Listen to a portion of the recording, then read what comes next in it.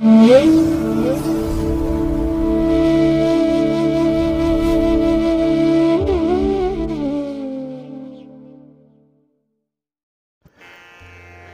ಮಹಾಗಣಪತಿಯೇ ನಮಃ. ಶ್ರೀ ಗುರುಭ್ಯೋ ನಮಃ. ಹರಿ ಓಂ. ಸಿರಿಗನ್ನಡ ಸುದ್ದಿವಾಹಿನಿಯ ಸದಭಿಮಾನದ ಸಹೃದಯ ವೀಕ್ಷಕ ಮಹಾಶಯರೇ, ತಮಗೆಲ್ಲರಿಗೂ ಕೂಡ ಸಿರಿಗನ್ನಡ ಸುದ್ದಿವಾಹಿನಿಗೆ ಸ್ವಾಗತ. ದಯಾಮಯನಾದಂಥ ಭಗವಂತನ ಅನುಗ್ರಹ ತಮ್ಮೆಲ್ಲರಿಗೆ ಪ್ರಾಪ್ತಿಯಾಗಲಿ, ತಮ್ಮೆಲ್ಲರ ಜೀವನ ಆರೋಗ್ಯದಾಯಕವಾಗಿರಲಿ, ಸಂತೃಪ್ತಿದಾಯಕವಾಗಿರಲಿ ಎಂದು ಭಗವಂತನಲ್ಲಿ ಪ್ರಾರ್ಥನೆಯನ್ನು ಮಾಡ್ತಾ ಈ ದಿನದ ವಿಶೇಷ ಕಾರ್ಯಕ್ರಮವನ್ನು ನೋಡೋಣ. ಹಾಗೆ ದ್ವಾದಶ ರಾಶಿಯವರ ಗೋಚಾರ ಫಲಗಳು ಹೇಗಿವೆ ಅನ್ನೋದನ್ನು ಕೂಡ ತಿಳಿಯೋಣ ಬನ್ನಿ. ವೀಕ್ಷಕರೇ, ಈ ದಿನ ತಮ್ಮ ಹುಟ್ಟುಹಬ್ಬವನ್ನು ಆಚರಿಸ್ಕೊಳ್ತಾ ಇರುವಂಥ ತಮಗೆಲ್ಲರಿಗೂ ಕೂಡ ಹುಟ್ಟುಹಬ್ಬದ ಶುಭಾಶಯಗಳು. ಹಾಗೆ ಈ ದಿನಾಂಕದಂದು ವಿವಾಹವಾಗಿರುವಂಥ ದಂಪತಿಗಳಿಗೂ ಕೂಡ ವಿವಾಹ ವಾರ್ಷಿಕೋತ್ಸವದ ಶುಭಾಶಯಗಳನ್ನು ಹೇಳ್ತಾ ಭಗವಂತ ತಮಗೆಲ್ಲರಿಗೂ ಕೂಡ ಸಕಲ ಸನ್ಮಂಗಳಗಳನ್ನು ಕರುಣಿಸಲಿ ಅಂತ ಹೇಳಿ ಸಿರಿಗನ್ನಡ ಸುದ್ದಿವಾಹಿನಿಯ ಪರವಾಗಿ ಪ್ರಾರ್ಥಿಸುತ್ತೇನೆ. ಪ್ರೀತಿಯ ವೀಕ್ಷಕ ಬಂಧುಗಳೇ, ಈ ದಿನ 2023 ಡಿಸೆಂಬರ್ ತಿಂಗಳ 29ನೇ ತಾರೀಕು ಭಾರ್ಗವ ವಾಸರ ಅಂದರೆ ಶುಕ್ರವಾರ. ಈ ಶುಕ್ರವಾರದ ನಿತ್ಯ ಪಂಚಾಂಗ ಫಲ ಹೇಗಿದೆ ನೋಡೋಣ ಬನ್ನಿ. ಶ್ರೀ ಶೋಭಕೃತು ನಾಮ ಸಂವತ್ಸರೆ, ದಕ್ಷಿಣಾಯಿನೆ, ಹೇಮಂತ ಋತು, ಮಾರ್ಗಶಿರ ಮಾಸ, ಕೃಷ್ಣ ಪಕ್ಷದ ತೃತೀಯ ಅಂದರೆ 3ನೇ ದಿವಸ. ಇದು ದಿನಪೂರ್ತಿ ಇರುವಂಥ ತಿಥಿ ಇದು. ಹಾಗೆ ಈ ದಿನದ ನಕ್ಷತ್ರ ಪುಷ್ಯ ನಕ್ಷತ್ರ. ಇದು ಈ ದಿನ ರಾತ್ರಿ 2 ಗಂಟೆ 17 ನಿಮಿಷದವರೆಗೆ ಇರುತ್ತೆ. ಈ ದಿನದ ಕರ್ಣ ಪೂರ್ವಕರ್ಣ ಗರಜ. ಇದು ಈ ದಿನ ಬೆಳಿಗ್ಗೆ 8 ಗಂಟೆ 2 ನಿಮಿಷದವರೆಗೆ ಇರಲಿದೆ. ನಂತರ ಉತ್ತರ ಕರ್ಣ ವಣಿಜ ಆರಂಭ ಆಗುತ್ತೆ. ಈ ದಿನದ ಯೋಗ ವೈಧೃತಿ ಯೋಗ. ದಿಕ್ಷೂಲೆ ಪಶ್ಚಿಮ ದಿಕ್ಕು. ಈ ದಿನ ಸೂರ್ಯ ಇರುವಂಥ ರಾಶಿ ಧನಸ್ಸು, ಚಂದ್ರ ಇರುವಂಥ ರಾಶಿ ಕರ್ಕಾಟಕ. ಹಾಗೆ ಈ ದಿನ ರಾಹುಕಾಲ ಇರುವಂಥ ಸಮಯ ಈ ದಿನ ಬೆಳಿಗ್ಗೆ 11 ಗಂಟೆಯಿಂದ ಮಧ್ಯಾಹ್ನ 12 ಗಂಟೆ 26 ನಿಮಿಷದವರೆಗೆ ರಾಹುಕಾಲ. ಇನ್ನು ಗುಳಿಕ ಕಾಲದ ಸಮಯ ಈ ದಿನ ಬೆಳಿಗ್ಗೆ 8 ಗಂಟೆ 8 ನಿಮಿಷದಿಂದ ಬೆಳಿಗ್ಗೆ 9 ಗಂಟೆ 34 ನಿಮಿಷದವರೆಗೆ. ಹಾಗೆ ಯಮಗಂಡ ಕಾಲ ಈ ದಿನ ಅಪರಾಹ್ನ 3 ಗಂಟೆ 17 ನಿಮಿಷದಿಂದ ಅಪರಾಹ್ನ 4 ಗಂಟೆ 43 ನಿಮಿಷದವರೆಗೆ ಇರಲಿದೆ.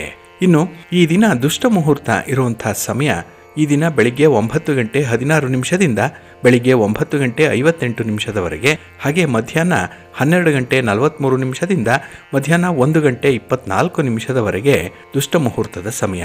ಹಾಗಾಗಿ ಈ ಸಮಯದಲ್ಲಿ ಯಾವುದೇ ಪ್ರಯಾಣವನ್ನಾಗಲಿ ಯಾವುದೇ ಶುಭ ಕಾರ್ಯಗಳನ್ನಾಗಲಿ ಆರಂಭ ಮಾಡಬೇಡಿ. ಯಾಕೆಂದರೆ ನೀವು ಯಾವುದೇ ಕೆಲಸಗಳನ್ನು ಇಲ್ಲಿ ಆರಂಭ ಮಾಡಿದ್ರೂ ಈ ದುಷ್ಟ ಮುಹೂರ್ತದಲ್ಲಿ ಅದರಿಂದ ದೊರೆಯುವಂಥ ಫಲಿತಾಂಶಗಳು ಅಷ್ಟೊಂದು ಅನುಕೂಲಕರವಾಗಿ ಇರಲ್ಲ. ಆದ್ದರಿಂದಲೇ ಈ ದುಷ್ಟ ಮುಹೂರ್ತವನ್ನು ಅವಾಯ್ಡ್ ಮಾಡುವಂಥದ್ದು ತುಂಬ ಉತ್ತಮ. ಇನ್ನು ಈ ದಿನ ಅಭಿಜಿತ್ ಮುಹೂರ್ತ ಇರುವಂಥ ಸಮಯ ಈ ದಿನ ಮಧ್ಯಾಹ್ನ 12 ಗಂಟೆ 2 ನಿಮಿಷದಿಂದ ಮಧ್ಯಾಹ್ನ 12 ಗಂಟೆ 43 ನಿಮಿಷದವರೆಗೆ ಅಭಿಜಿತ್ ಮುಹೂರ್ತ ಇರುವಂಥ ಸಮಯ. ಇನ್ನು ಈ ದಿನ ವಿಶೇಷವಾಗಿ ಅಮೃತ ಕಾಲ ಇರುವಂಥ ಸಮಯ ಅಂತ ಹೇಳಿದ್ರೆ ಈ ದಿನ ರಾತ್ರಿ 8 ಗಂಟೆ 12 ನಿಮಿಷದಿಂದ ರಾತ್ರಿ 9 ಗಂಟೆ 56 ನಿಮಿಷದವರೆಗೆ ಅಮೃತ ಕಾಲದ ಸಮಯ. ಹಾಗೆ ಈ ದಿನ ಸೂರ್ಯೋದಯ ಆಗುವಂಥ ಸಮಯ ಪ್ರಾತಃ ಕಾಲ 6 ಗಂಟೆ 40 ನಿಮಿಷಕ್ಕೆ, ಸೂರ್ಯಾಸ್ತ ಸಂಜೆ 5 ಗಂಟೆ 59 ನಿಮಿಷಕ್ಕೆ. ಇನ್ನು ವಿಶೇಷವಾಗಿ ಈ ದಿನ ಚಂದ್ರನಿಂದ ಶುಭ ಫಲಗಳನ್ನು ಪಡ್ಕೊಳ್ಳುವಂಥ 6 ರಾಶಿಯವರು ಅಂದರೆ ಗೋಚಾರದಲ್ಲಿ ಚಂದ್ರನ ಬಲ ಇರುವಂಥ ರಾಶಿಗಳು ಅಂತ ಹೇಳಿದ್ರೆ ವೃಷಭ, ಕರ್ಕಾಟಕ, ಕನ್ಯಾ, ತುಲಾ, ಮಕರ ಮತ್ತು ಕುಂಭ. ಇನ್ನು ಉಳಿದ 6 ರಾಶಿಯವರಿಗೆ ಮಿಶ್ರ ಫಲದ ಯೋಗ ಇರುತ್ತೆ. ಅದನ್ನು ಮುಂದೆ ದ್ವಾದಶ ರಾಶಿಯವರ ಗೋಚಾರ ಫಲಗಳನ್ನು ನೋಡುವಂಥ ಸಂದರ್ಭದಲ್ಲಿ ಮತ್ತಷ್ಟು ವಿಚಾರಗಳನ್ನು ತಿಳ್ಕೊಳ್ಳೋಣ. ಇನ್ನು ಈ ದಿನದ ಹೊರಾದ ಅಧಿಪತಿ ಶುಕ್ರ ಅಂತ ಹೇಳಿದ್ರೆ ಬಹಳ ವಿಶೇಷವಾಗಿ ಮನರಂಜನೆಗೆ, ಸೌಂದರ್ಯಕ್ಕೆ, ಆಡಂಬರಕ್ಕೆ, ಪ್ರೀತಿಗೆ, ಪ್ರೇಮಕ್ಕೆ, ಶಾಂತಿಗೆ ಕಾರಕನಾಗಿರುವಂಥವನು. ಅದೇ ರೀತಿ ಸಂಗೀತ, ನೃತ್ಯ, ವಿವಾಹ, ಫಲವತ್ತತೆ ಇದಕ್ಕೂ ಕೂಡ ಶುಕ್ರ ಕಾರಕ. ಹಾಗಾಗಿನೇ ಯಾವುದೇ ರೀತಿಯ ಮನೆ ಆಗಲಿ, ವಾಹನ ಆಗಲಿ, ಇನ್ನು ಒಡವೆ ವಸ್ತ್ರಗಳಾಗಲಿ ಇದಕ್ಕೂ ಕೂಡ ಕಾರಕನಾಗಿರುವಂಥವನು ಶುಕ್ರ. ಹಾಗಾಗಿ ಒಬ್ಬ ವ್ಯಕ್ತಿ ಬಹಳ ಯಶಸ್ವಿಯಾಗಿದ್ದಾನೆ, ಇನ್ನು ಜೀವನಕ್ಕೆ ಬೇಕಾದಂತಹ ಎಲ್ಲ ಸೌಕರ್ಯಗಳು ಇದೆ ಅಂತ ಹೇಳಿದ್ರೆ ಆತನಿಗೆ ಶುಕ್ರನ ಬಲ ಚೆನ್ನಾಗಿರುತ್ತೆ. ಅದೇ ರೀತಿ ಈ ದಿನ ಶುಕ್ರವಾರದ ದಿನ ಶುಕ್ರ ಅತ್ಯಂತ ಉತ್ತಮವಾದಂಥ ಮನಸ್ಸಿಗೆ ಸಂತೋಷವನ್ನು ಕೊಡುವಂಥವನು. ಹಾಗಾಗಿ ಮನರಂಜನೆಗೆ ಈ ದಿನ ಶುಭಕರವಾಗಿರುವಂತಹ ದಿನ. ಇನ್ನು ಈ ದಿನ ಕುಟುಂಬದ ಜೀವನಕ್ಕೆ, ಒಂದು ಪ್ರಣಯಕ್ಕೆ ಇದಕ್ಕೂ ಕೂಡ ತುಂಬಾ ಅನುಕೂಲಗಳು ಇರುವಂತಹ ದಿನ. ಹಾಗಾಗಿನೇ ಒಂದು ಗ್ಲಾಮರ್ ಆಗಲಿ, ಲೈಂಗಿಕತೆ ಆಗಲಿ, ಆಡಂಬರ ಆಗಲಿ, ಫಲವತ್ತತೆ ಆಗಲಿ ಇನ್ನು ಮಧುರವಾದಂತಹ ಪಾನೀಯಗಳಾಗಲಿ ಇದೆಲ್ಲಕ್ಕೂ ಕೂಡ ಶುಕ್ರನಿಂದ ಒಳ್ಳೆಯ ಅವಕಾಶಗಳು ಈ ದಿನ ಒದಗಿ ಬರುತ್ತೆ. ಹಾಗೆ ಈ ದಿನ ಇರುವಂಥ ಗುರುಹೋರದ ಸಮಯ ಅಂತ ಹೇಳಿದ್ರೆ ಇದು ಈ ದಿನ ಬೆಳಿಗ್ಗೆ 10 ಗಂಟೆ 27 ನಿಮಿಷದಿಂದ ಬೆಳಿಗ್ಗೆ 11 ಗಂಟೆ 24 ನಿಮಿಷದವರೆಗೆ, ಇನ್ನು ಸಂಜೆ 5 ಗಂಟೆ 5 ನಿಮಿಷದಿಂದ ಸಂಜೆ 6 ಗಂಟೆ 2 ನಿಮಿಷದವರೆಗೆ, ಇನ್ನು ರಾತ್ರಿ 12 ಗಂಟೆ 21 ನಿಮಿಷದಿಂದ ರಾತ್ರಿ 1 ಗಂಟೆ 24 ನಿಮಿಷದವರೆಗೆ ಗುರುಹೋರ ಇರುವಂಥ ಸಮಯ. ಅದೇ ರೀತಿ ಈ ದಿನ ಇರುವಂಥ ಶನಿ ಹೋರ ಬಹಳ ಚೆನ್ನಾಗಿದೆ, ಹೈಲಿ ಫೇವರಬಲ್ ಆಗಿರುವಂಥದ್ದು. ಅದರಲ್ಲೂ ಕಬ್ಬಿಣ ಮತ್ತು ಕಲ್ಲಿನ ವ್ಯಾಪಾರಿಗಳಿಗೆ ತುಂಬ ಲಾಭದಾಯಕವಾದಂತಹ ದಿನ ಇದು. ಇನ್ನು ನ್ಯಾಯಾಂಗ ಇಲಾಖೆಯಲ್ಲಿ ಜುಡಿಷಿಯರಿ ಡಿಪಾರ್ಟ್ಮೆಂಟಲ್ಲಿ ಯಾವುದೇ ರೀತಿಯ ಕೆಲಸ ಕಾರ್ಯಗಳಾಗಬೇಕಿದ್ರೂ ಕೂಡ ಅದು ನಿಮಗೆ ಅನುಕೂಲ ತರುತ್ತೆ, ನಿಮ್ಮ ಪರವಾಗಿ ಈ ದಿನ ಸನ್ನಿವೇಶಗಳಿರುತ್ತೆ. ಹಾಗಾಗಿ ಈ ದಿನ ಇರುವಂಥ ಶನಿ ಹೋರದ ಸಮಯ ಬೆಳಿಗ್ಗೆ 9 ಗಂಟೆ 30 ನಿಮಿಷದಿಂದ ಬೆಳಿಗ್ಗೆ 10 ಗಂಟೆ 27 ನಿಮಿಷದವರೆಗೆ, ಇನ್ನು ಅಪರಾಹ್ನ 4 ಗಂಟೆ 8 ನಿಮಿಷದಿಂದ ಸಂಜೆ 5 ಗಂಟೆ 5 ನಿಮಿಷದವರೆಗೆ, ಹಾಗೆ ರಾತ್ರಿ 11 ಗಂಟೆ 17 ನಿಮಿಷದಿಂದ ರಾತ್ರಿ 12 ಗಂಟೆ 21 ನಿಮಿಷದವರೆಗೆ ಶನಿ ಹೋರ ಇರುವಂಥ ಸಮಯ. ಇದನ್ನು ನೀವು ಅನುಸರಣೆ ಮಾಡಬಹುದು, ಒಳ್ಳೆಯದಾಗತ್ತೆ, ಅನುಕೂಲ ಸಿರುತ್ತೆ. ಹಾಗೆ ಈ ದಿನ ಇರುವಂಥ ಚಂದ್ರ ಹೋರ ಇದು ಕೂಡ ಬಹಳ ಚೆನ್ನಾಗಿದೆ, ಇದು ಹೈಲಿ ಫೇವರಬಲ್ ಆಗಿರುವಂಥದ್ದು. ಅದರಲ್ಲೂ ಈ ದ್ರವ ಪದಾರ್ಥಗಳನ್ನು ಯಾರು ಮಾರಾಟ ಮಾಡ್ತಾರೆ ಅಥವಾ ಖರೀದಿ ಮಾಡ್ತಾರೆ ಅವರಿಗೆ ತುಂಬ ಅನುಕೂಲತೆಗಳು ಇರುತ್ತೆ. ಹಾಗಾಗಿ ಹಾಲು, ನೀರು, ಪೆಟ್ರೋಲ್, ಕೆಮಿಕಲ್ಸ್ ಈ ರೀತಿ ದ್ರವ ಪದಾರ್ಥಗಳನ್ನು ವ್ಯಾಪಾರ ಮಾಡುವಂಥವ್ರಿಗೆ ಈ ದಿನ ತುಂಬ ಲಾಭ ಇದೆ, ಅನುಕೂಲ ಇದೆ.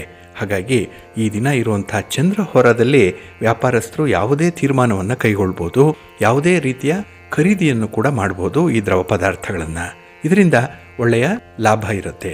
ಹಾಗಾಗಿ ಈ ದಿನ ಚಂದ್ರಹೋರ ಇರುವಂಥ ಸಮಯ ಬೆಳಿಗ್ಗೆ 8 ಗಂಟೆ 33 ನಿಮಿಷದಿಂದ ಬೆಳಿಗ್ಗೆ 9 ಗಂಟೆ 30 ನಿಮಿಷದವರೆಗೆ, ಇನ್ನು ಅಪರಾಹ್ನ 3 ಗಂಟೆ 11 ನಿಮಿಷದಿಂದ ಅಪರಾಹ್ನ 4 ಗಂಟೆ 8 ನಿಮಿಷದವರೆಗೆ, ಹಾಗೆ ರಾತ್ರಿ 10 ಗಂಟೆ 14 ನಿಮಿಷದಿಂದ ರಾತ್ರಿ 11 ಗಂಟೆ 17 ನಿಮಿಷದವರೆಗೆ ಚಂದ್ರಹೋರ ಇರುವಂಥ ಸಮಯ. ಇದನ್ನು ಸ್ವಲ್ಪ ಅನುಸರಣೆ ಮಾಡ್ಕೊಳ್ಳಿ, ಒಳ್ಳೆಯದಾಗತ್ತೆ. ಆದರೆ ಈ ದಿನ ಇರುವಂಥ ರವಿ ಹೋರ ಅಷ್ಟೊಂದು ಫೇವರಬಲ್ ಆಗಿಲ್ಲ. ಅದರಲ್ಲೂ ರಾಜಕೀಯ ಕ್ಷೇತ್ರದಲ್ಲಿರುವಂಥವರು ಈ ದಿನ ರವಿ ಹೋರಾದಲ್ಲಿ ಸ್ವಲ್ಪ ತಟಸ್ಥರಾಗಿ ಉಳಿಯುವಂಥದ್ದು ಬಹಳ ಉತ್ತಮ. ಯಾವುದೇ ರೀತಿಯ ಪ್ರಯಾಣ ಮಾಡಬೇಡಿ, ಯಾವುದೇ ರೀತಿಯ ತೀರ್ಮಾನಗಳನ್ನು ಕೂಡ ರಾಜಕಾರಣಿಗಳು ಈ ದಿನ ಇರುವಂಥ ರವಿ ಹೋರಾದಲ್ಲಿ ಮಾಡಬೇಡಿ. ಹಾಗೆ ಈ ಸರ್ಕಾರಿ ಇಲಾಖೆಗಳಿಗೆ ಸಂಬಂಧಪಟ್ಟಂತಹ ವಿಚಾರಗಳಾಗಲಿ, ಸರ್ಕಾರಿ ಇಲಾಖೆಗಳಲ್ಲಿ ನಿಮ್ಮ ಯಾವುದೇ ಕೆಲಸ ಕಾರ್ಯಗಳು ಇದ್ದರೂ ಕೂಡ ಅದನ್ನು ಈ ದಿನ ಇರುವಂಥ ರವಿ ಹೋರಾದಲ್ಲಿ ಆರಂಭ ಮಾಡಬೇಡಿ, ಅಷ್ಟೊಂದು ಪ್ರಗತಿದಾಯಕವಾಗಿರಲ್ಲ. ಹಾಗಾಗಿ ಈ ದಿನ ರವಿ ಹೋರ ಇರುವಂಥ ಸಮಯ ಬೆಳಿಗ್ಗೆ 5 ಗಂಟೆ 36 ನಿಮಿಷದಿಂದ ಬೆಳಿಗ್ಗೆ 6 ಗಂಟೆ 40 ನಿಮಿಷದವರೆಗೆ, ಇನ್ನು ಮಧ್ಯಾಹ್ನ 12 ಗಂಟೆ 21 ನಿಮಿಷದಿಂದ ಮಧ್ಯಾಹ್ನ 1 ಗಂಟೆ 17 ನಿಮಿಷದವರೆಗೆ, ಹಾಗೆ ರಾತ್ರಿ 7 ಗಂಟೆ 5 ನಿಮಿಷದಿಂದ ರಾತ್ರಿ 8 ಗಂಟೆ 58 ನಿಮಿಷದವರೆಗೆ ರವಿ ಹೋರ ಇರುವಂಥ ಸಮಯ. ಇದನ್ನು ಸ್ವಲ್ಪ ಅವಾಯ್ಡ್ ಮಾಡಿ, ಒಳ್ಳೆಯದಾಗತ್ತೆ. ಹಾಗಾಗಿ ಬಂಧುಗಳೇ, ನಿಮ್ಮ ಯಾವುದೇ ಕೆಲಸ ಕಾರ್ಯಗಳಿರಲಿ, ಯಾವುದೇ ರೀತಿಯ ಪ್ರಯಾಣಗಳಿರಲಿ, ಅದನ್ನು ಒಳ್ಳೆಯ ಮುಹೂರ್ತದಲ್ಲಿ ಆರಂಭ ಮಾಡಿ. ಶುಭ ಗಳಿಗೆ ಯಾವುದು ಅನ್ನೋಂಥದ್ದನ್ನು ತಿಳ್ಕೊಳ್ಳಿ. ಅದಕ್ಕಾಗಿಯೇ ಸಿರಿಗನ್ನಡ ಸುದ್ದಿವಾಹಿನಿ ಪ್ರತಿನಿತ್ಯ ಪ್ರಸಾರ ಮಾಡುವಂಥ ಈ ಪಂಚಾಂಗದ ವಿವರಗಳನ್ನು ಕೇಳಿಸ್ಕೊಳ್ತಾ ಇರಿ. ಇದನ್ನು ನೀವು ಅನುಸರಣೆ ಮಾಡೋದ್ರಿಂದ ಖಂಡಿತ ನಿಮ್ಮ ಕೆಲಸಗಳು ಯಶಸ್ವಿ ಆಗತ್ತೆ. ನಿಮ್ಮ ಪ್ರಯತ್ನ 100ಕ್ಕೆ 100ರಷ್ಟು ಶುಭ ಫಲಿತಾಂಶಗಳನ್ನು ತಂದುಕೊಡುತ್ತೆ. ಹಾಗಾಗಿನೇ ಪ್ರತಿನಿತ್ಯ ಈ ಒಂದು ಕೆಲಸವನ್ನು ನೀವು ಮುಂದುವರಿಸ್ತಾ ಇರಿ, ಒಳ್ಳೆಯದಾಗತ್ತೆ. ಹಾಗೆ ಬಂಧುಗಳೇ, ಈ ದಿನ ರಾತ್ರಿ ಬಹಳ ವಿಶೇಷವಾಗಿರುವಂಥ ಸಂದರ್ಭ. ಏಕೆ ಅಂತ ಹೇಳಿದ್ರೆ, ಈ ರಾತ್ರಿ 1 ಗಂಟೆ 4 ನಿಮಿಷದಿಂದ ನಾಳೆ ಬೆಳಿಗ್ಗೆ 6 ಗಂಟೆ 11 ನಿಮಿಷದವರೆಗೆ ಪುಷ್ಯ ನಕ್ಷತ್ರ ಇರುತ್ತೆ, ಜೊತೆಗೆ ಗುರುವಾರ ಇರುವಂಥ ಸಂದರ್ಭ. ಹಾಗಾಗಿನೇ ಈ ರಾತ್ರಿ ಸರ್ವಾರ್ಥ ಸಿದ್ಧಿಯೋಗ ಇರುತ್ತೆ, ಜೊತೆಗೆ ಗುರುಪುಷ್ಯ ಯೋಗ ರೂಪುಗೊಳ್ಳುವಂಥ ಸಂದರ್ಭ ಕೂಡ. ಹಾಗಾಗಿ ನೀವು ಯಾವುದೇ ಶುಭ ಕಾರ್ಯಗಳ ಬಗ್ಗೆ ಒಂದು ಮಾತುಕತೆ ಆಗಲಿ, ಸಂಕಲ್ಪ ಮಾಡಿಕೊಳ್ಳುವಂಥದ್ದು, ತೀರ್ಮಾನ ಮಾಡಿಕೊಳ್ಳುವಂಥದ್ದು, ಅಥವಾ ಈ ದಾಖಲೆ ಪತ್ರಗಳಿಗೆ ಸಹಿ ಮಾಡುವಂಥ ಒಂದು ಅಂತಿಮವಾದಂಥ ತೀರ್ಮಾನ, ಈ ಎಲ್ಲ ವಿಚಾರಗಳನ್ನು ಕೂಡ ಈ ದಿನ ರಾತ್ರಿ ಮಾಡಬಹುದು. ಅದರಲ್ಲೂ ರಾತ್ರಿ 1 ಗಂಟೆ 4 ನಿಮಿಷದಿಂದ ಆರಂಭ ಆಗಿ ಬೆಳಗಿನ ಜಾವದವರೆಗೆ ಇರುತ್ತೆ. ಇದರ ಪ್ರಯೋಜನವನ್ನು ಪಡ್ಕೊಳ್ಬೋದು ಅಂತ ಹೇಳ್ತಾ, ಇನ್ನು ನಮ್ಮ ವೀಕ್ಷಕ ಬಂಧುಗಳು ಹಲವಾರು ಪ್ರಶ್ನೆಗಳನ್ನು ಕೇಳ್ತಾ ಇದ್ದಾರೆ. ಹಾಗಾಗಿ ಸಂದರ್ಭೋಚಿತವಾಗಿ ನಾವು ಕೆಲವೊಂದು ಪ್ರಶ್ನೆಗಳನ್ನು ನೋಡೋದಾದರೆ, ಇಲ್ಲಿ ಕೋಮಲಾ ಶಂಕರ್ ಅವರು ದಿಕ್ಷೂಲೆ ಅಂದ್ರೇನು ಅಂತ ಹೇಳಿ ಒಂದು ಪ್ರಶ್ನೆಯನ್ನು ಕೇಳಿದ್ದಾರೆ. ಇಲ್ಲಿ ಪ್ರತಿನಿತ್ಯ ನಾವು ಪಂಚಾಂಗದ ವಿವರಗಳನ್ನು ತಿಳಿಸುವಂಥ ಸಂದರ್ಭದಲ್ಲಿ ದಿಕ್ಷೂಲೆಯ ಬಗ್ಗೆ ಕೂಡ ಹೇಳ್ತೇವೆ. ಅಂದರೆ ಆ ದಿಕ್ಕಿಗೆ ಶೂಲೆ ಉಂಟಾಗಿದೆ ಅನ್ನುವಂಥದ್ದು. ಹಾಗಾಗಿ ಆ ದಿನದಲ್ಲಿ ಯಾವ ದಿಕ್ಕಿಗೆ ಶೂಲೆ ಇದೆಯೋ ಆ ದಿಕ್ಕಿಗೆ ಪ್ರಯಾಣ ಮಾಡುವಂಥದ್ದು ಅಷ್ಟೊಂದು ಅನುಕೂಲಕರವಾಗಿರಲ್ಲ. ಹಾಗೆ ಆ ದಿಕ್ಕಿನಿಂದ ಬರುವಂಥ ಯಾವುದೇ ವಾರ್ತೆಗಳು ಕೂಡ ಅಷ್ಟೊಂದು ಶುಭವಾಗಿರಲ್ಲ, ಅನುಕೂಲಕರವಾಗಿರಲ್ಲ. ಹಾಗಾಗಿನೇ ಆ ದಿಕ್ಕಿಗೆ ಮಾಡುವಂಥ ಪ್ರಯಾಣವನ್ನು ಆ ದಿನ ಆದಷ್ಟು ಅವಾಯ್ಡ್ ಮಾಡಬೇಕು. ಇನ್ನು ಆ ದಿಕ್ಕಿನಿಂದ ಬರುವಂಥ ಯಾವುದೇ ರೀತಿಯ ಅತಿಥಿಗಳಾಗಲಿ, ಸ್ನೇಹಿತರಾಗಲಿ, ಬಂಧುಗಳಾಗಲಿ ಅಥವಾ ಸುದ್ದಿಯಾಗಲಿ ನಿಮಗೆ ಫೇವರಬಲ್ ಆಗಿರಲ್ಲ. ಹಾಗಾಗಿನೇ ಆ ದಿಕ್ಸೂಲೆಯ ಹೆಸರನ್ನು ಹೇಳುವಂಥ ದಿಕ್ಕೇನಿದೆ ಅದನ್ನು ಆದಷ್ಟು ಅವಾಯ್ಡ್ ಮಾಡಬೇಕು ಅನ್ನುವಂಥ ವಿಚಾರ ಅದರಲ್ಲಿ ಅಡಗಿರುತ್ತೆ. ಹಾಗೆ ಸವಿತಾ ಅನ್ನುವಂಥವರು ಒಂದು ಪ್ರಶ್ನೆಯನ್ನು ಕೇಳಿದ್ದಾರೆ. ಅಂದರೆ ಅವ್ರಿಗೀಗಾಗಲೇ ವಿವಾಹ ಸೆಟ್ಟಾಗಿದೆ, ಫಿಕ್ಸ್ ಆಗಿದೆ ಮ್ಯಾರೇಜ್ ಅನ್ನುವಂಥದ್ದು. ಅವರ ಭಾವಿ ಪತಿ ನಾಗರಾಜ್ ಇವರಿಬ್ಬರ ಒಂದು ಜನ್ಮ ದಿನಾಂಕ, ಸಮಯ ಮತ್ತು ಸ್ಥಳವನ್ನು ಕೂಡ ಕೊಟ್ಟಿದ್ದಾರೆ. ಹಾಗಾಗಿ ಇವರ ಜಾತಕವನ್ನು ಈ ಹಿಂದೆ ಪರಿಶೀಲನೆ ಮಾಡಿದ್ವಿ. ಹಾಗೆ ಈ ವಿವಾಹಕ್ಕೆ ಎಲ್ಲ ರೀತಿಯ ಗ್ರೀನ್ ಸಿಗ್ನಲ್ ಕೂಡ ಸಿಕ್ಕಿದೆ. ಸವಿತಾ ಅವರದ್ದು ಮೀನ ರಾಶಿಗೆ ಬರುತ್ತೆ, ರೇವತಿ ನಕ್ಷತ್ರ 1ನೇ ಪಾದ. ಇನ್ನು ನಾಗರಾಜ್ ಅವರದ್ದು ಕನ್ಯಾ ರಾಶಿ, ಉತ್ತರ ನಕ್ಷತ್ರ 3ನೇ ಪಾದಕ್ಕೆ ಬರುತ್ತೆ. ಹಾಗಾಗಿ ಇವರ ಜಾತಕ ಹೊಂದಾಣಿಕೆಯನ್ನು ನೋಡಿದಾಗ 36 ಗುಣಗಳಿಗೆ 25 ಗುಣಗಳು ಬರ್ತಾ ಇದೆ. ಉತ್ತಮವಾದಂತಹ ಜಾತಕ. ಇನ್ನು ಇವರ ಒಂದು ವೈವಾಹಿಕ ಬದುಕು ಬಹಳ ಚೆನ್ನಾಗಿರುತ್ತೆ. ಏಕೆಂದರೆ ಮೀನ ರಾಶಿಯ ಅಧಿಪತಿ ಗುರು, ಇನ್ನು ಕನ್ಯಾ ರಾಶಿಯ ಅಧಿಪತಿ ಬುಧ. ಈ ಗುರು ಜ್ಞಾನಕ್ಕೆ ಕಾರಕನಾದರೆ ಬುಧ ಬುದ್ಧಿಗೆ ಕಾರಕನಾಗಿರ್ತಾನೆ. ಹಾಗಾಗಿ ಒಂದು ಜ್ಞಾನ, ಒಂದು ಬುದ್ಧಿ ಒಂದು ಕಡೆ ಸೇರಿದ್ರೆ ಅದ್ಭುತಗಳನ್ನು ಮಾಡಲಿಕ್ಕೆ ಸಾಧ್ಯ ಇದೆ. ಹಾಗಾಗಿನೇ ಹೊಂದಾಣಿಕೆ ಚೆನ್ನಾಗಿರುತ್ತೆ. ಇನ್ನು ಇವರಿಬ್ಬರ ಜಾತಕಗಳು ಹೊಂದಾಣಿಕೆ ಆಗೋದ್ರಿಂದ ಬಹಳ ವಿಶೇಷವಾದಂತಹ, ಅರ್ಥಪೂರ್ಣವಾದಂತಹ, ಅಷ್ಟೇ ಸಂತೋಷದ ಬದುಕನ್ನು ಇವರು ಮುಂದೆ ಕಾಣಲಿಕ್ಕೆ ಸಾಧ್ಯ ಇದೆ. ಭಗವಂತ ಎಲ್ಲ ರೀತಿಯಲ್ಲೂ ಕೂಡ ಇವರ ದಾಂಪತ್ಯ ಜೀವನವನ್ನು ಸಂತೋಷಮಯಗೊಳಿಸಲಿ. ಹಾಗೆ ಇವರ ಇಷ್ಟಾರ್ಥಗಳು ನೆರವೇರಲಿ. ಒಂದು ವಿವಾಹ ಅಂತ ಹೇಳಿದ್ರೆ 100 ಕನಸುಗಳಿರುತ್ತೆ. ಹಾಗಾಗಿನೇ ನಿಮ್ಮ ಕನಸು ಸಾಕಾರ ಆಗಲಿ. ನಿಮ್ಮ ಮನೆ ದೇವರು ನಿಮಗೆ ಅನುಗ್ರಹವನ್ನುಂಟು ಮಾಡಲಿ. ನಿಮ್ಮ ತಂದೆ ತಾಯಿಯಂದ್ರ ಆಶೀರ್ವಾದ, ಹಿರಿಯರ ಆಶೀರ್ವಾದ ಎಲ್ಲವೂ ಕೂಡ ಸಕಾಲದಲ್ಲಿ ಸೂಕ್ತವಾಗಿ ನಿಮಗೆ ಸಿಕ್ಕತ್ತೆ, ಒಳ್ಳೆಯದಾಗತ್ತೆ. ಹಾಗೆ ನಮ್ಮ ಪರ್ಮನೆಂಟ್ ಆಗಿರುವಂಥ ವೀಕ್ಷಕರು ಒಬ್ಬರು ಗೀತಾ ಶಂಭುಲಿಂಗ. ಇವರು ಬಹಳ ವರ್ಷಗಳಿಂದ ನಮ್ಮ ಕಾರ್ಯಕ್ರಮವನ್ನು ನೋಡ್ತಾ ಇದ್ದಾರೆ, ಕೇಳ್ತಾ ಇದ್ದಾರೆ. ಪ್ರತಿದಿನ ಇವರದ್ದು ಒಂದು ಕಮೆಂಟ್ ಅನ್ನುವಂಥದ್ದು ಇದ್ದೇ ಇರುತ್ತೆ. ಹಾಗಾಗಿ ಇವರು ಈ ದಿನ ಒಂದು ಪ್ರಶ್ನೆಯನ್ನು ಕೇಳಿ, ಇವರ ತಂದೆಯವರು ಶಬರಿಮಲೆ ಯಾತ್ರೆಯನ್ನು ಮಾಡ್ತಾ ಇದ್ದಾರೆ, ಆಶೀರ್ವಾದ ಮಾಡಿ ಅಂತ ಹೇಳಿ ಕೇಳ್ತಾ ಇದ್ದಾರೆ. ಒಂದು ಯಾತ್ರೆ ಮಾಡುವಂಥದ್ದೇ ಪುಣ್ಯದ ಕೆಲಸ. ಹಾಗಾಗಿನೇ ಯಾರು ಯಾತ್ರೆ ಮಾಡ್ತಾರೋ ಅಂಥವರ ದರ್ಶನವನ್ನು ಮಾಡಿ, ಯಾತ್ರಾರ್ಥಿಗಳ ಪಾದಗಳಿಗೆ ನಾವು ನಮಸ್ಕಾರ ಮಾಡಿ ಕಳಿಸಿದ್ರೆ ನಮ್ಮ ಆ ನಮಸ್ಕಾರ, ನಮ್ಮ ಪ್ರಣಾಮಗಳು ದೇವರಿಗೆ ತಲುಪತ್ತೆ. ಅವರು ಎಲ್ಲಿ ಯಾತ್ರೆ ಮಾಡ್ತಾರೋ ಆ ಒಂದು ಯಾತ್ರಾ ಸ್ಥಳಕ್ಕೆ ಹೋಗಿ ತಲುಪತ್ತೆ ಅನ್ನುವಂಥದ್ದು. ಹಾಗಾಗಿ ಅವರು ನಮ್ಮೆಲ್ಲರ ಭಾವನೆಗಳನ್ನು, ಬಯಕೆಗಳನ್ನು ಭಗವಂತನಿಗೆ ಕೊಂಡೊಯ್ಯುವಂಥ ಮಾಧ್ಯಮವಾಗಿ ಕಾಣಿಸ್ಕೊಳ್ತಾರೆ. ಹಾಗಾಗಿನೇ ಅವರ ಯಾತ್ರೆ ಸಂಪನ್ನವಾಗಲಿ, ಸಂಪೂರ್ಣವಾಗಲಿ. ಹಾಗೆ ಬಹಳ ವಿಶೇಷವಾಗಿ ಶಬರಿಮಲೆ ಯಾತ್ರೆ ಮಾಡುವಂಥವರು ತುಂಬ ನಿಷ್ಠೆಯ ಸಂಕಲ್ಪವನ್ನು ಮಾಡಿಕೊಂಡಿರ್ತಾರೆ. ಅದರಲ್ಲೂ 41 ದಿನಗಳ ಕಾಲ ಅವರು ಮನೆಯ ಹೊರಗಿದ್ದೇನೆ ಮಾಲೆಯನ್ನು ಧರಿಸಿಕೊಂಡು ಪ್ರತಿ ದಿನ ಬೆಳಿಗ್ಗೆ ಮತ್ತು ಸಂಜೆ ಮಧ್ಯಾಹ್ನ ಅವರು ಭಗವಂತನ ಧ್ಯಾನದಲ್ಲಿ ತೊಡಗಿರ್ತಾರೆ, ಭಗವಂತನ ಸ್ತೋತ್ರಗಳನ್ನು ಹೇಳ್ಕೊಳ್ತಾ ಇರ್ತಾರೆ. ಹಾಗೆ ಈ ಶಬರಿಮಲೆ ಅಂತ ಹೇಳಿದ್ರೆ ಅಲ್ಲಿ ಮಕರ ಜ್ಯೋತಿಯ ದರ್ಶನ ಏನಿದೆ ಅದು ಬಹಳ ವಿಶೇಷವಾಗಿ ಭಕ್ತರಿಗೆ ಕಾಣಿಸ್ಕೊಳ್ಳುವಂಥದ್ದು. ಅದು ಈ ಮಕರ ಸಂಕ್ರಾಂತಿಯ ದಿನ ಕಾಣಿಸ್ಕೊಳ್ಳುತ್ತೆ. ಆದರೆ ಈ ಯಾತ್ರಾರ್ಥಿಗಳು ಅದಕ್ಕೆ ಮೊದಲೇ ಶಬರಿಮಲೆಯನ್ನು ದರ್ಶನ ಮಾಡುವಂಥದ್ದು ಇದೆ. ಇಲ್ಲಿ ಅಯ್ಯಪ್ಪನ ದರ್ಶನಕ್ಕಾಗಿ ಅವರು 18 ಮೆಟ್ಟಿಲುಗಳನ್ನು ಏರಿ ಭಗವಂತನ ದರ್ಶನ ಮಾಡಬೇಕು ಅನ್ನುವಂಥದ್ದು ಇದೆ. ಹಾಗಾಗಿ ಈ ದಿನದ ವಿಶೇಷ ಕಾರ್ಯಕ್ರಮದಲ್ಲಿ ನಾವು 18 ಮೆಟ್ಟಿಲುಗಳ ಮಹತ್ವ ಏನು, ಯಾಕಾಗಿ 18 ಮೆಟ್ಟಿಲುಗಳು ಈ ಶಬರಿಮಲೆಯಲ್ಲಿ ಇದೆ ಅನ್ನುವಂಥ ವಿಚಾರಗಳನ್ನು ತಿಳ್ಕೊಳ್ಳೋಣ. ಆದರೂ ಕೂಡ ನಮ್ಮ ದಕ್ಷಿಣ ಭಾರತದಲ್ಲಿ ಪ್ರಮುಖವಾದಂತಹ ಒಂದು ಧಾರ್ಮಿಕ ಕ್ಷೇತ್ರ ಶಬರಿಮಲೆ ಕೂಡ. ಅಲ್ಲಿ ಕೋಟ್ಯಾನುಕೋಟಿ ಭಕ್ತರು ಪ್ರತಿ ವರ್ಷದಲ್ಲಿ ಶಬರಿಮಲೆಗೆ ದರ್ಶನಕ್ಕಾಗಿ ತೆರಳುತ್ತಾರೆ. ಹಾಗಾಗಿ ಭಕ್ತರ ಮನಸ್ಸಿನಲ್ಲಿ ಒಂದು ರೀತಿಯಲ್ಲಿ ನೆಮ್ಮದಿ ಕಾಣುವಂಥದ್ದು ಭಗವಂತನ ದರ್ಶನ ಆದಮೇಲೆ. ಹಾಗಾಗಿ ನಮ್ಮ ಗೀತಾ ಶಂಭುಲಿಂಗ ಇವರ ತಂದೆ ಕೂಡ ಶಬರಿಮಲೆ ಯಾತ್ರೆಗೆ ಹೊರಟಿದ್ದಾರೆ. ಅವರ ಯಾತ್ರೆ ಸುಗಮವಾಗಲಿ, ಅವರ ಇಷ್ಟಾರ್ಥಗಳು ಸಂಪನ್ನವಾಗಲಿ, ಹಾಗೆ ಇಡೀ ಕುಟುಂಬಕ್ಕೆ ಅವರ ಯಾತ್ರಾ ಫಲ ಲಭಿಸಲಿ, ಒಳ್ಳೆಯದಾಗಲಿ. ಹಾಗಾಗಿ ನಿಮ್ಮ ತಂದೆಯವರಿಗೆ ಭಗವಂತ ಸಕಲ ರೀತಿಯಲ್ಲೂ ಕೂಡ ಅನುಗ್ರಹವನ್ನುಂಟು ಮಾಡಲಿ, ಅವರ ಶಬರಿಮಲೆ ಯಾತ್ರೆ ಯಶಸ್ವಿಯಾಗಲಿ, ನಿಮ್ಮ ಇಡೀ ಕುಟುಂಬಕ್ಕೆ ಭಗವಂತ ಶುಭವನ್ನು ಕರುಣಿಸಲಿ ಅಂತ ಹಾರೈಸ್ತಾ ಇನ್ನು ಈ ದಿನದ ವಿಶೇಷ ಕಾರ್ಯಕ್ರಮವನ್ನು ನೋಡೋಣ ಬನ್ನಿ. ಬಂಧುಗಳೇ, ಶಬರಿಮಲೆ ಯಾತ್ರೆ ಅಂತ ಹೇಳಿದ್ರೆ ಅಯ್ಯಪ್ಪ ಸ್ವಾಮಿಯ ದರ್ಶನಕ್ಕೆ ತೆರಳುವಂಥದ್ದು. ಇಲ್ಲಿ ಅಯ್ಯಪ್ಪ ಸ್ವಾಮಿ ಅಂತ ಹೇಳಿದ್ರೆ ಶಬರಿಮಲೆ ಅಂತ ಹೇಳಿದ್ರೆ 18 ಮೆಟ್ಟಿಲುಗಳು ಜ್ಞಾಪಕಕ್ಕೆ ಬರುತ್ತೆ. ಹಾಗೆ ಅತ್ಯಂತ ಕಠಿಣವಾದಂತಹ ಒಂದು ಸಂಕಲ್ಪದಿಂದ ಶಬರಿಮಲೆ ಯಾತ್ರೆಗೆ ಹೋಗಬೇಕು. ಹಾಗಾಗಿನೇ 41 ದಿನಗಳ ಕಾಲ ಬ್ರಹ್ಮಚರ್ಯ ವ್ರತವನ್ನು ಆಚರಣೆ ಮಾಡಿರ್ತಾರೆ. ಬೆಳಿಗ್ಗೆ ಎದ್ದು ತಣ್ಣೀರಿನಲ್ಲಿ ಸ್ನಾನವನ್ನು ಮಾಡುವಂಥದ್ದು, ಇಡೀ ದಿನ ಭಗವಂತನ ಆರಾಧನೆಯಲ್ಲೇ ತೊಡಗಿಸ್ಕೊಳ್ಳುವಂಥದ್ದು, ಹಾಗೆ ಕಪ್ಪು ಅಥವಾ ಕಡು ನೀಲಿ, ಕೆಲವರು ಕೇಸರಿ, ಈ ಒಂದು ಬಣ್ಣದ ವಸ್ತ್ರಗಳನ್ನು ಧರಿಸಿಕೊಂಡು ಅವರು ಇರುಮುಡಿಯನ್ನು ಹೊತ್ತು ದೇವರ ದರ್ಶನಕ್ಕೆ ತೆರಳ್ತಾರೆ. ಹಾಗಾಗಿ ಬಹಳ ವಿಶೇಷವಾಗಿ ಅಯ್ಯಪ್ಪ ಸ್ವಾಮಿಯ ದರ್ಶನ ಪಡೆಯುವಂಥದ್ದು ಬಹಳ ಅಪರೂಪದ ಕೆಲಸ. ಎಲ್ಲರಿಗೂ ಸಾಧ್ಯ ಆಗಲ್ಲ, ಎಲ್ಲರಿಗೂ ಕೂಡ ಆ ಮಾಲೆಯನ್ನು ಧರಿಸ್ಕೊಳ್ಳಿಕ್ಕೆ ಸಾಧ್ಯ ಆಗಲ್ಲ. ಅಂಥ ಒಂದು ಸಂದರ್ಭದಲ್ಲಿ ಈ ಅಯ್ಯಪ್ಪನ ದರ್ಶನಕ್ಕೆ ಶಬರಿಮಲೆಗೆ ಹೋದಾಗ ಅಲ್ಲಿ 18 ಮೆಟ್ಟಿಲುಗಳನ್ನು ಏರಿ ಸ್ವಾಮಿಯ ದರ್ಶನವನ್ನು ಮಾಡಬೇಕಾಗತ್ತೆ. ಹಾಗಾಗಿ ಈ 18 ಮೆಟ್ಟಿಲಿಗೂ ಕೂಡ ಅದರದ್ದೇ ಆದಂಥ ಒಂದು ಅರ್ಥ ಇದೆ, ಅದರದ್ದೇ ಆದಂಥ ಒಂದು ಮಹತ್ವ ಇದೆ.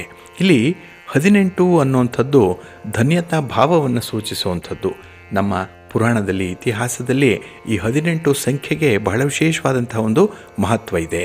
ಹಾಗಾಗಿ ಇಲ್ಲಿ ಭಕ್ತರು ಶಬರಿಮಲೆಗೆ ದರ್ಶನಕ್ಕೆ ಬಂದಾಗ 18 ಪವಿತ್ರ ಮೆಟ್ಟಿಲುಗಳನ್ನು ಹತ್ತಬೇಕು. ಅದರಲ್ಲೂ ಮಾಲೆಯನ್ನು ಧರಿಸಿರುವಂಥವ್ರು, ಇರುಮುಡಿಯನ್ನು ಕಟ್ಟಿರುವಂಥವ್ರು ಮಾತ್ರ 18 ಮೆಟ್ಟಿಲುಗಳನ್ನು ಏರಲಿಕ್ಕೆ ಅವಕಾಶ ಇದೆ. ಇಲ್ಲಿ 18 ಮೆಟ್ಟಿಲುಗಳು ಇದು ಬರೀ ಮೆಟ್ಟಿಲುಗಳಲ್ಲ, ಅದರದ್ದೇ ಆದಂತಹ ಒಂದು ಮಹತ್ವ ಇದಕ್ಕಿದೆ. ಹಾಗಾಗಿನೇ ಬಲಗಾಲನ್ನು ಮೊದಲು ಇಟ್ಟು ಇರುಮುಡಿಯನ್ನು ಹೊತ್ತು ಅಯ್ಯಪ್ಪ ಮಾಲಾಧಾರಿಗಳು ಈ ಮೆಟ್ಟಿಲನ್ನು ಏರುವಂತಹ ಸಂದರ್ಭ ಏನಿದೆ, ಅದು ಜೀವನದಲ್ಲೇ ಅವರಿಗೆ ಅತ್ಯಂತ ಪುಳಕಿತವಾದಂತಹ ಸಂದರ್ಭ, ಮಹತ್ವಪೂರ್ಣವಾದಂತಹ ಒಂದು ಸಮಯ ಅದು. ಹಾಗೆ ಈ ಹಿಂದೂ ಧರ್ಮದಲ್ಲಿ ಈ 18 ಸಂಖ್ಯೆಗೆ ಮಹತ್ವ ಇದೆ. ಅದು ತಮಗೂ ಕೂಡ ಗೊತ್ತಿರ್ಬೋದು, ಈಗಾಗಲೇ ನೀವು ಅದನ್ನು ತಾಳೆ ಹಾಕಿದ್ದೀರಿ. ಇಲ್ಲಿ ನಮ್ಮ ಧರ್ಮದಲ್ಲಿ 108 ಅನ್ನುವಂಥ ಸಂಖ್ಯೆಗೆ ಮಹತ್ವ ಕೂಡ ಇದೆ. ವೇದಗಳ ಪ್ರಕಾರ 108 ಸಂಖ್ಯೆ ಇಡೀ ಬ್ರಹ್ಮಾಂಡವನ್ನು ಪ್ರತಿನಿಧಿಸುವಂಥದ್ದು.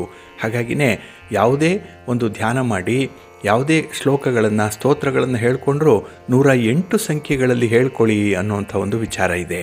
ಹಾಗೆ ಈ 108 ರೋಗಗಳು ಕೂಡ ಮನುಷ್ಯನಿಗೆ ಇರುವಂಥದ್ದು. 108 ಬಾಧೆಗಳಿರುತ್ತೆ, ಅದನ್ನು ನಿವಾರಣೆ ಮಾಡಿಕೊಳ್ಳಕ್ಕೂ ಕೂಡ ಈ 108 ಸಂಖ್ಯೆಯನ್ನು ಬಳಸುವಂಥದ್ದು ಇದೆ. ಅದನ್ನು ನಾವು ಈ ಆಂಬ್ಯುಲೆನ್ಸ್ ಮೇಲೂ ಕೂಡ ನೋಡ್ಬೋದು, 108 ಈ ನಂಬರನ್ನು. ಹಾಗಾಗಿ ಇಡೀ ಬ್ರಹ್ಮಾಂಡವನ್ನು ಪ್ರತಿನಿಧಿಸುವಂಥದ್ದು ಈ 108 ಸಂಖ್ಯೆ. ಇನ್ನು ಜಪಮಾಲೆಯ ಮಣಿಗಳು 108 ಇರುತ್ತೆ. ಇನ್ನು ಭಾರತದಲ್ಲಿರುವಂತಹ ಪವಿತ್ರ ಕ್ಷೇತ್ರಗಳೇನಿದೆ ಅದು ಕೂಡ 108. ಇನ್ನು ಶಿವನ ಸ್ವರೂಪವಾದಂತಹ ನಟರಾಜನ ನಾಟ್ಯ ಭಂಗಿಯೂ ಕೂಡ ಎಲ್ಲವೂ 108 ಸಂಖ್ಯೆಯಲ್ಲಿ ಇರುವಂಥದ್ದು. ಹಾಗಾಗಿ ನಮ್ಮ ಧಾರ್ಮಿಕ ನಂಬಿಕೆಗಳ ಪ್ರಕಾರ ಈ 108 ಅನ್ನುವಂಥದ್ದು ನಮ್ಮ ಆಚಾರದಲ್ಲಿ ಒಂದು ರೀತಿಯಲ್ಲಿ ಅವಿನಾಭಾವ ಸಂಬಂಧವನ್ನು ಹೊಂದಿರುವಂಥದ್ದು. ಹಾಗಾಗಿ ಈ 108 ಸಂಖ್ಯೆ ಅತ್ಯಂತ ಮಂಗಳಕರವಾಗಿರುವಂಥದ್ದು. ಇಲ್ಲಿ ಈ 108ರಲ್ಲಿ ಮಧ್ಯದಲ್ಲಿ ಒಂದು 0 ಇದೆ, ಇದು ಶೂನ್ಯ. ಇದನ್ನು ತೆಗೆದುಬಿಟ್ರೆ, ಈ ಶೂನ್ಯವನ್ನು ಮಧ್ಯದಿಂದ ಕಿತ್ತು ಹಾಕಿದ್ರೆ, ನಮ್ಮ ಮನಸ್ಸಿನಿಂದ ಈ ಒಂದು ಶೂನ್ಯವನ್ನು ತೆಗೆದ್ರೆ ಉಳಿಯುವಂಥದ್ದು 18. ಹಾಗಾಗಿ ಈ 18 ಸಂಖ್ಯೆ ಅತ್ಯಂತ ಪ್ರಾಮುಖ್ಯತೆಯನ್ನು ಪಡ್ಕೊಂಡಿರುವಂಥ ಒಂದು ಸಂಖ್ಯೆ. ಅದೇ ರೀತಿ ಮಹಾಭಾರತದಲ್ಲಿ 18 ಪರ್ವಗಳಿದೆ, ಭಗವದ್ಗೀತೆಯಲ್ಲಿ 18 ಅಧ್ಯಾಯಗಳಿದೆ. ಹಾಗಾಗಿ ಈ 18 ಬಹಳ ವಿಶೇಷವಾಗಿ ನಂಟನ್ನು ಹೊಂದಿರುವಂಥದ್ದು. ಇಲ್ಲಿ 108ರಲ್ಲಿ ಈ 1 ಪರಮಾತ್ಮನನ್ನು ಸೂಚಿಸುವಂಥದ್ದು. ಇನ್ನು 0 ಇದು ಮಾಯೆ, ಇದು ಶೂನ್ಯ, ಅದನ್ನು ನಾವು ಗೆಲ್ಲಬೇಕು ಅನ್ನುವಂಥದ್ದು. ಹಾಗಾಗಿ ಶೂನ್ಯವನ್ನು ಬಿಟ್ಟರೆ ಉಳಿಯುವಂಥದ್ದು 8 ಅನ್ನುವಂಥ ಸಂಖ್ಯೆ. ಹಾಗಾಗಿ ಈ 8 ಜೀವಾತ್ಮಗಳನ್ನು ಸೂಚಿಸುವಂಥದ್ದು. ಹಾಗಾಗಿನೇ ಈ 108ರ ನಡುವೆ ಇರುವಂಥ ಶೂನ್ಯವನ್ನು, ಅಂದರೆ ಈ 0ಯನ್ನು ತೆಗೆದ್ರೆ 1 ಮತ್ತು 8 ಮಾತ್ರ ಇರುತ್ತೆ. ಈ 1 8ನ್ನು ಸೇರಿಸಿದ್ರೆ 9 ಆಗುವಂಥದ್ದು. ಹಾಗಾಗಿ ಈ 9 ಪೂರ್ಣ ಸಂಖ್ಯೆ, ಪೂರ್ಣ ಕುಂಭದ ಸಂಖ್ಯೆ ಇದು. ಹಾಗಾಗಿ ಈ ಪರಮಾತ್ಮ ಮತ್ತು ಜೀವಾತ್ಮ ಈ ಎರಡರ ನಡುವೆ ಇರುವಂಥ ಈ 0 ಏನಿದೆ, ಈ ಮಾಯೆ, ಇದನ್ನು ನಾವು ತೆಗೆದು ಹಾಕಬೇಕು, ಮಾಯೆಯನ್ನು ಗೆಲ್ಲಬೇಕು. ಹಾಗಾಗಿನೇ ಎಲ್ಲ ಪೂಜೆಗಳು, ಪುನಸ್ಕಾರಗಳು, ವ್ರತಗಳು, ಧ್ಯಾನಗಳು, ಯಾವುದೇ ರೀತಿಯ ಸಾಧನೆಗಳಿದ್ರೂ ಕೂಡ, ಆಧ್ಯಾತ್ಮಿಕ ಸಾಧನೆಗಳಿದ್ರೂ ಅದು ಮಾಯೆಯನ್ನು ಗೆಲ್ಲಲಿಕ್ಕೆ ಇರುವಂಥದ್ದು. ಹಾಗಾಗಿನೇ ಈ ಸಾಕ್ಷಾತ್ಕಾರದ ಸಂಖ್ಯೆ ಈ 18 ಅನ್ನುವಂಥ ಒಂದು ನಂಬಿಕೆ ಇದೆ. ಆದ್ದರಿಂದಲೇ ಈ 18 ಮೆಟ್ಟಿಲುಗಳನ್ನು ಏರಿ ಯಾರು ಭಗವಂತನನ್ನು ದರ್ಶನ ಮಾಡ್ತಾರೋ ಅವರು ಪರಿಪೂರ್ಣತೆಯನ್ನು ಪಡ್ಕೊಳ್ತಾರೆ. ಅವರಿಗೆ ಯಾವುದೇ ರೀತಿಯ ಮಾಯೆ ಆವರಿಸಲ್ಲ. ಯಾವುದೇ ರೀತಿಯ ದುರಾಸೆಗಳು ಇರಲ್ಲ. ಹಾಗಾಗಿ ಜೀವನ ಏನು ಅನ್ನೋಂಥದ್ದನ್ನು ತುಂಬ ಚೆನ್ನಾಗಿ ಅರ್ಥೈಸ್ಕೊಳ್ತಾರೆ.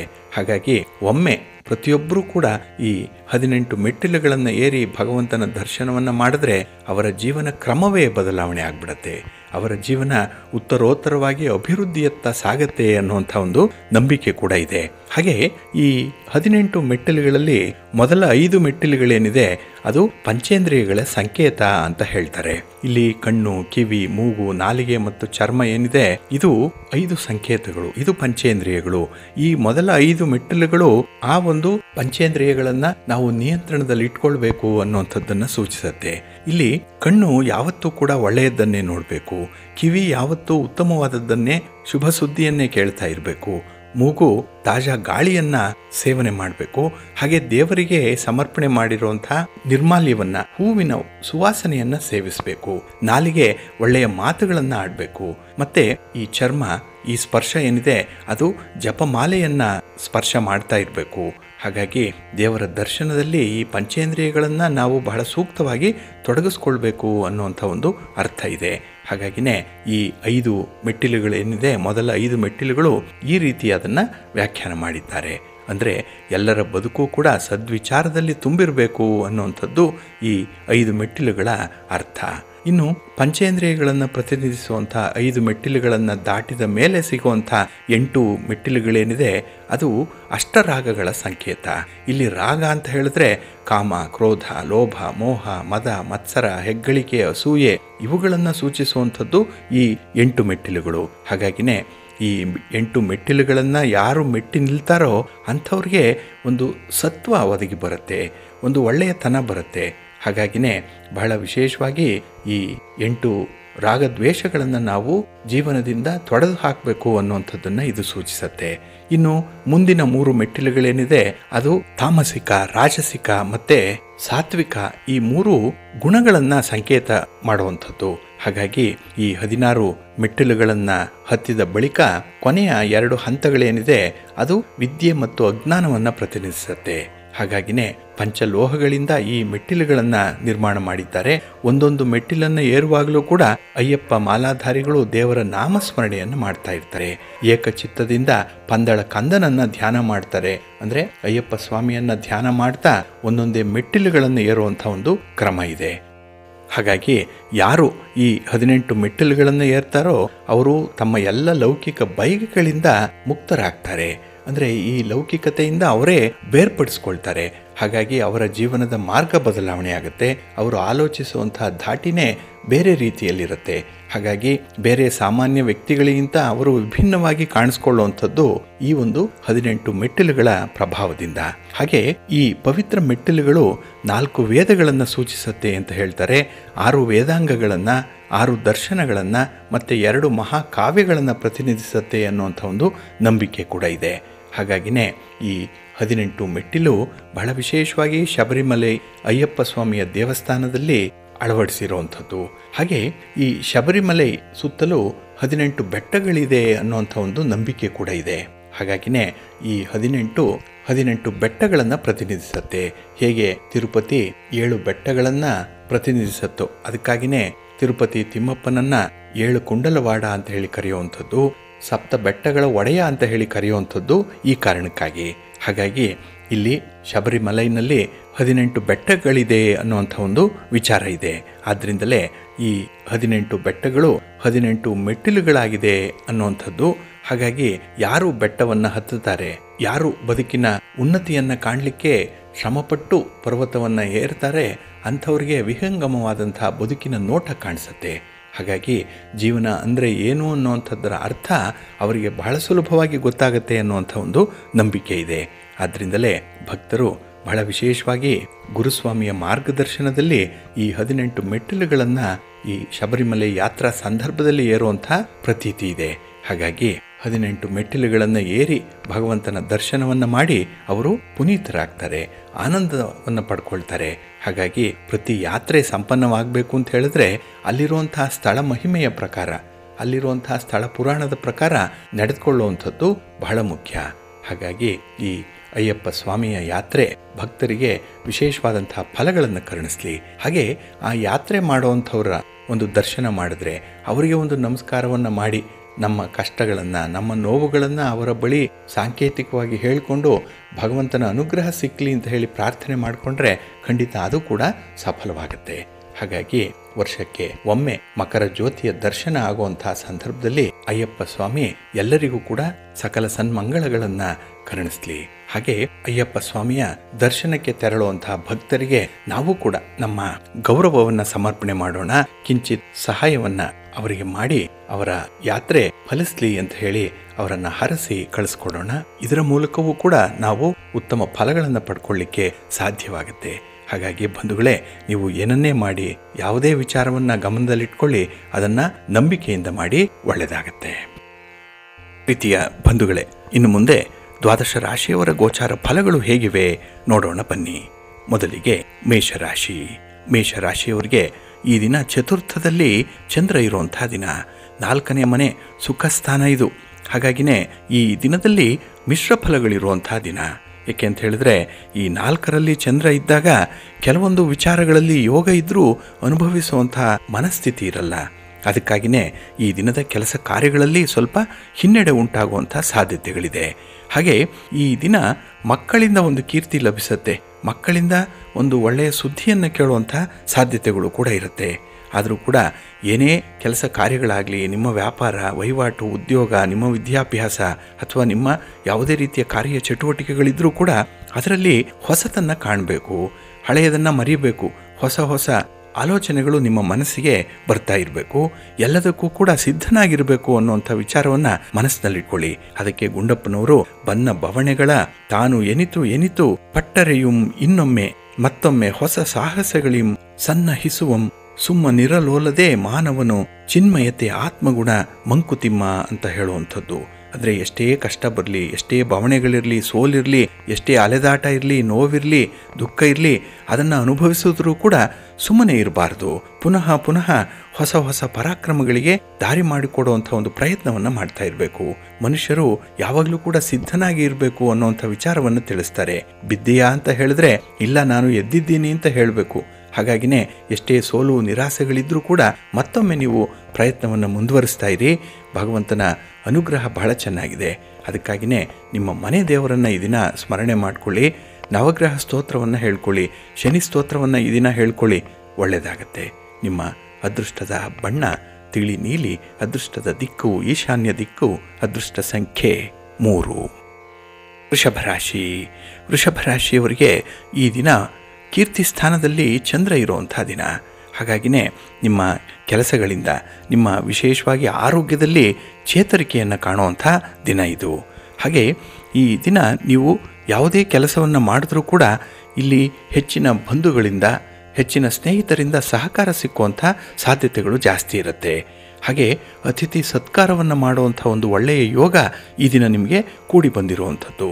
ಸಹೋದರರ ಜೊತೆ ಉತ್ತಮವಾದಂತಹ ಬಾಂಧವ್ಯ ಈ ದಿನ ಉಂಟಾಗುವಂಥದ್ದು ಇದೆ. ಹಾಗೆ ನಿಮ್ಮ ಪರಿಶ್ರಮಕ್ಕೆ ತಕ್ಕಂತೆ ಫಲಗಳು ಸಿಕ್ಕುವಂಥದ್ದು ಇದೆ. ಆದರೆ ಅಲಬ್ಧ ಲಾಭೋ ನಾ ಆಲಸ್ಯ ಅಂತ ಹೇಳ್ತಾರಲ್ಲ, ಅಂದರೆ ಸೋಮಾರಿಯಾದಂಥವನಿಗೆ ಯಾವುದೇ ರೀತಿಯ ಹೊಸ ಲಾಭ ಆಗಲ್ಲ. ಇದು ಚಾಣಕ್ಯನ ಮಾತು.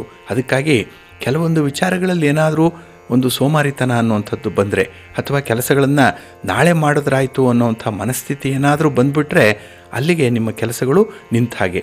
ಅಂಥ ಒಂದು ವಿಚಾರಗಳಿಗೆ ಅವಕಾಶ ಕೊಡಬೇಡಿ. ಬಹಳಷ್ಟು ಪ್ರಯತ್ನಪಟ್ಟು ಈ ದಿನ ಕೆಲಸಗಳನ್ನು ಮುಂದುವರಿಸ್ತಾ ಇರಿ. ಹಾಗೆ ನಿಮ್ಮ ಪರಿಶ್ರಮಕ್ಕೆ ತಕ್ಕಂತೆ ಫಲಗಳು ಈ ದಿನ ಸಿಕ್ಕುವಂಥದ್ದು ಇದೆ. ಹಾಗೆ ಈ ದಿನದಲ್ಲಿ ನಿಮಗೆ ಸಹೃದಯರು ಸಿಕ್ಕಲ್ಲ. ಅಂದರೆ ಒಳ್ಳೆಯ ಮನಸ್ಸಿನವರು, ಒಳ್ಳೆಯ ಹೃದಯ ಇರುವಂಥವರು ಸಿಕ್ಕುವಂಥದ್ದು ಬಹಳ ಕಷ್ಟ, ಅಪರೂಪಕ್ಕೆ ಸಿಗ್ತಾರೆ.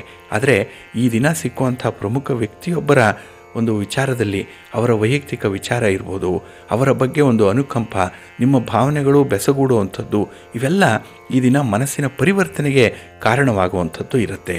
ಹಾಗಾಗಿ ಚಂದ್ರ ಮನಕಾರಕ ನಿಮ್ಮ ಮನಸ್ಸನ್ನು ಈ ದಿನ ತುಂಬ ಸಂತೋಷವಾಗಿ ಇಟ್ಟಿರ್ತಾನೆ.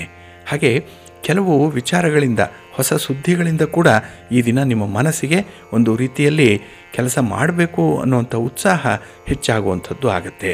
ಆದರೂ ಕೂಡ ಈ ದಿನ ನಿಮ್ಮ ಮನೆ ದೇವರನ್ನು ಸ್ಮರಣೆ ಮಾಡ್ತಾ ಇರಿ, ಗಣಪತಿಯನ್ನು ಆರಾಧನೆ ಮಾಡಿ, ಗಣಪತಿಯ ಸ್ತೋತ್ರವನ್ನು ಹೇಳ್ಕೊಳ್ತಾ ಇರಿ, ಒಳ್ಳೆಯದಾಗತ್ತೆ.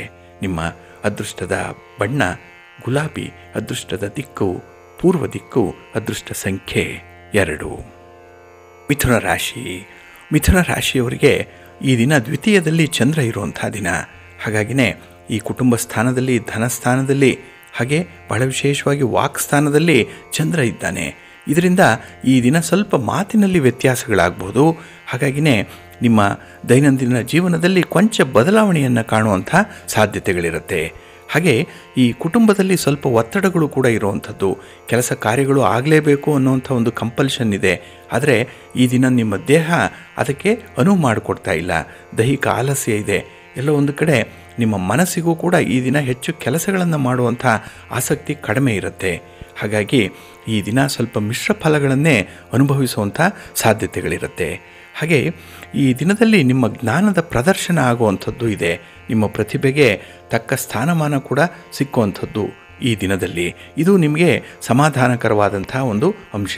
ಆದರೆ ನಿಮ್ಮ ಮಾತು, ನಿಮ್ಮ ವಾಗ್ವಾದ, ನಿಮ್ಮ ಸ್ನೇಹಿತರ ಜೊತೆಯಲ್ಲಿ, ಕುಟುಂಬಸ್ಥರ ಜೊತೆಯಲ್ಲಿ ನೀವು ನಡೆದುಕೊಳ್ಳುವಂಥ ಒಂದು ರೀತಿ ನೀತಿಗಳಾಗಲಿ, ನಿಮ್ಮ ತೀರ್ಮಾನಗಳಾಗಲಿ ಈ ದಿನ ನಿಮಗೆ ಸ್ವಲ್ಪ ಹಿನ್ನಡೆಯನ್ನು ತರುವಂಥದ್ದು. ಹಾಗಾಗಿನೇ ಯಾವುದೇ ಒಂದು ಪ್ರಮುಖ ವಿಚಾರಗಳ ಬಗ್ಗೆ ಈ ದಿನ ತೀರ್ಮಾನವನ್ನು ಕೈಗೊಳ್ಳಬೇಡಿ. ದೂರದ ಪ್ರಯಾಣವನ್ನು ಕೂಡ ಮಾಡಬೇಡಿ. ಬಹಳ ಬೇಗ ಆಲಸ್ಯ ಉಂಟಾಗುವಂಥದ್ದು. ಹಾಗೆ ನಿಮ್ಮ ಆರೋಗ್ಯವನ್ನು ಈ ದಿನ ಬಹಳ ವಿಶೇಷವಾಗಿ ನೀವು ನೋಡ್ಕೊಳ್ಬೇಕಾಗತ್ತೆ. ಹಾಗೆ ಕುಟುಂಬದ ಯಜಮಾನರು, ನಿಮ್ಮ ಹಿರಿಯರು, ತಂದೆ ತಾಯಿಯಂದರು ಯಾವ ಒಂದು ಮಾರ್ಗದರ್ಶನ ಮಾಡ್ತಾರೆ, ಒಂದು ಸಲಹೆಯನ್ನು ಕೊಡ್ತಾರೆ, ಅದರಲ್ಲಿ ಒಂದು ಹುರುಳಿದೆ. ಏಕೆಂದರೆ ಅವರ ಅನುಭವದ ಮಾತದು. ಅದನ್ನು ಅನುಪಾಲನೆ ಮಾಡುವಂಥ ಒಂದು ಪ್ರಯತ್ನ ಮಾಡಿ ಈ ದಿನ ಒಳ್ಳೆಯದಾಗತ್ತೆ. ನಿಮ್ಮ ಮನೆ ದೇವರನ್ನು ಸ್ಮರಣೆ ಮಾಡ್ತಾಯಿರಿ. ಹಾಗೆ ಭಕ್ತಿಯಿಂದ ಶಿವಸ್ತೋತ್ರವನ್ನು ಹೇಳ್ಕೊಳ್ಳಿ. ಶಿವನಾಮ ಸ್ಮರಣೆ ನಿಮಗೆ ಒಳ್ಳೆಯದನ್ನು ತರುತ್ತೆ. ನಿಮ್ಮ ಅದೃಷ್ಟದ ಬಣ್ಣ ತಿಳಿ ನೀಲಿ, ಅದೃಷ್ಟದ ದಿಕ್ಕು ಈಶಾನ್ಯ ದಿಕ್ಕು, ಅದೃಷ್ಟ ಸಂಖ್ಯೆ 5. ಕರ್ಕಾಟಕ ರಾಶಿ. ಕರ್ಕಾಟಕ ರಾಶಿಯವರಿಗೆ ಈ ದಿನ ನಿಮ್ಮ ರಾಶಿಯ ಅಧಿಪತಿಯಾದಂತಹ ಚಂದ್ರ ನಿಮ್ಮ ಮನೆಯಲ್ಲೇ ಸ್ಥಿತನಾಗಿದ್ದಾನೆ. ಇದು ನಿಮಗೆ ಒಂದು ರೀತಿಯಲ್ಲಿ ಅಡ್ವಾಂಟೇಜ್ ಇದು. ಏಕೆಂದರೆ ಕೆಲಸಗಳನ್ನು ಮಾಡುವಂಥ ಒಂದು ಮನಸ್ಥಿತಿ ಚೆನ್ನಾಗಿದೆ. ಹಾಗೆ ಯಾವುದೇ ಕೆಲಸಕ್ಕೆ ಕೈ ಹಾಕಿದ್ರೂ ಕೂಡ ಯಾರೋ ಒಬ್ಬರು ನಿಮ್ಮ ಸಹಕಾರಕ್ಕೆ ಬರ್ತಾರೆ. ಹಾಗಾಗಿನೇ ಈ ದಿನ ಶುಭದ ಫಲಗಳು ಹೆಚ್ಚಾಗಿರುವಂಥದ್ದು. ವ್ಯಾಪಾರದಲ್ಲಿ, ವ್ಯವಹಾರದಲ್ಲಿ, ಸ್ವಂತ ಬಿಸ್ನೆಸ್ಸಲ್ಲೂ ಕೂಡ ಈ ದಿನ ಲಾಭವನ್ನು ಕಾಣುವಂಥ ಸಾಧ್ಯತೆಗಳು ಜಾಸ್ತಿ ಇದೆ. ಇನ್ನು ಈ ದಿನದಲ್ಲಿ ಆರೋಗ್ಯ ಬಹಳ ಚೆನ್ನಾಗಿದೆ. ಅದರಿಂದಲೇ ಕೆಲವೊಂದು ಕಷ್ಟಕರವಾದ ಕೆಲಸಗಳನ್ನು ಕೂಡ ಮಾಡುವಂಥ ಒಂದು ಉತ್ಸಾಹವನ್ನು ತೋರಿಸ್ತೀರಿ. ಇನ್ನು ಆಸ್ತಿಗೆ ಸಂಬಂಧಪಟ್ಟಂತೆ, ಸ್ಥಿರಾಸ್ತಿಗೆ ಸಂಬಂಧಪಟ್ಟಂತೆ ಯಾವುದೇ ರೀತಿಯ ವಿವಾದಗಳಿದ್ದರೂ ಕೂಡ ಅಲ್ಲಿ ಒಪ್ಪಂದಗಳಾಗತ್ತೆ. ಎಲ್ಲ ಒಂದು ಕಡೆ ಒಂದು ಮ್ಯೂಚುವಲ್ ಅಂಡರ್ಸ್ಟ್ಯಾಂಡಿಂಗ್ ಮೇಲೆ ಇಂತಹ ಸಮಸ್ಯೆಗಳನ್ನು ಬಗೆಹರಿಸ್ಕೊಳ್ತೀರಿ. ಹಾಗೆ ಈ ದಿನ ಬೆಲೆ ಬಾಳುವಂಥ ವಸ್ತುಗಳನ್ನು, ಹಾಗೆ ವಾಹನಗಳನ್ನು ಖರೀದಿಸುವಂಥ ಯೋಗ ಕೂಡ ಇದೆ. ವಾಹನ ಸೌಖ್ಯ ಬಹಳ ಚೆನ್ನಾಗಿದೆ ಈ ದಿನದಲ್ಲಿ. ನಿಮ್ಮ ವಾಹನ ಅಥವಾ ಬೇರೆಯವರ ವಾಹನ ನಿಮ್ಮ ಪ್ರಯಾಣಕ್ಕೆ ಅನುಕೂಲವನ್ನು ಒದಗಿಸಿಕೊಡುತ್ತೆ. ಹಾಗೆ ಈ ದಿನ ನಿಮ್ಮ ಗೆಳೆಯರ ಜೊತೆ ಬಹಳ ಸೌಹಾರ್ದಯುತವಾಗಿ ಇರ್ತೀರಿ. ಅಲ್ಲಿ ನಿಮ್ಮ ಒಂದು ಭವಿಷ್ಯಕ್ಕೆ ಅಥವಾ ನಿಮ್ಮ ಯಾವುದೇ ಚಟುವಟಿಕೆಗೆ ಬೇಕಾದಂತಹ ನೆರವನ್ನು ಅವರಿಂದ ಪಡ್ಕೊಳ್ಳುವಂಥದ್ದು ಇದೆ. ಕಷ್ಟ ಸುಖಗಳನ್ನು ವಿಚಾರ ವಿನಿಮಯ ಮಾಡಿಕೊಳ್ಳುವಂಥ ಒಂದು ಸಂದರ್ಭ ಕೂಡ ಇದೆ. ಆದರೆ ಯಾವುದೇ ಕಾರಣಕ್ಕೂ ಕೂಡ ಚಿಂತೆಗೆ ಹೆಚ್ಚು ಅವಕಾಶವನ್ನು ಕೊಡಬೇಡಿ. ತಲೆಯೊಳಗೆ ನೆರೆದಿಹವು ನೂರಾರು ಹಕ್ಕಿಗಳು, ಗಿಳಿ, ಗೂಗೆ, ಕಾಗೆ, ಕೋಗಿಲೆ, ಹದ್ದು, ನವಿಲು ಇವೆಲ್ಲ ಕಿಲಕಿಲನೆ ಗೊರಗೊರನೆ ಕಿರುಚಿ ಕೂಗುತ್ತಿಹವು, ನೆಲೆಯಲ್ಲಿ ನಿದ್ದೆಗೆಲೋ ಮಂಕುತಿಮ್ಮ ಅಂತ ಹೇಳಿಬಿಡ್ತಾರೆ.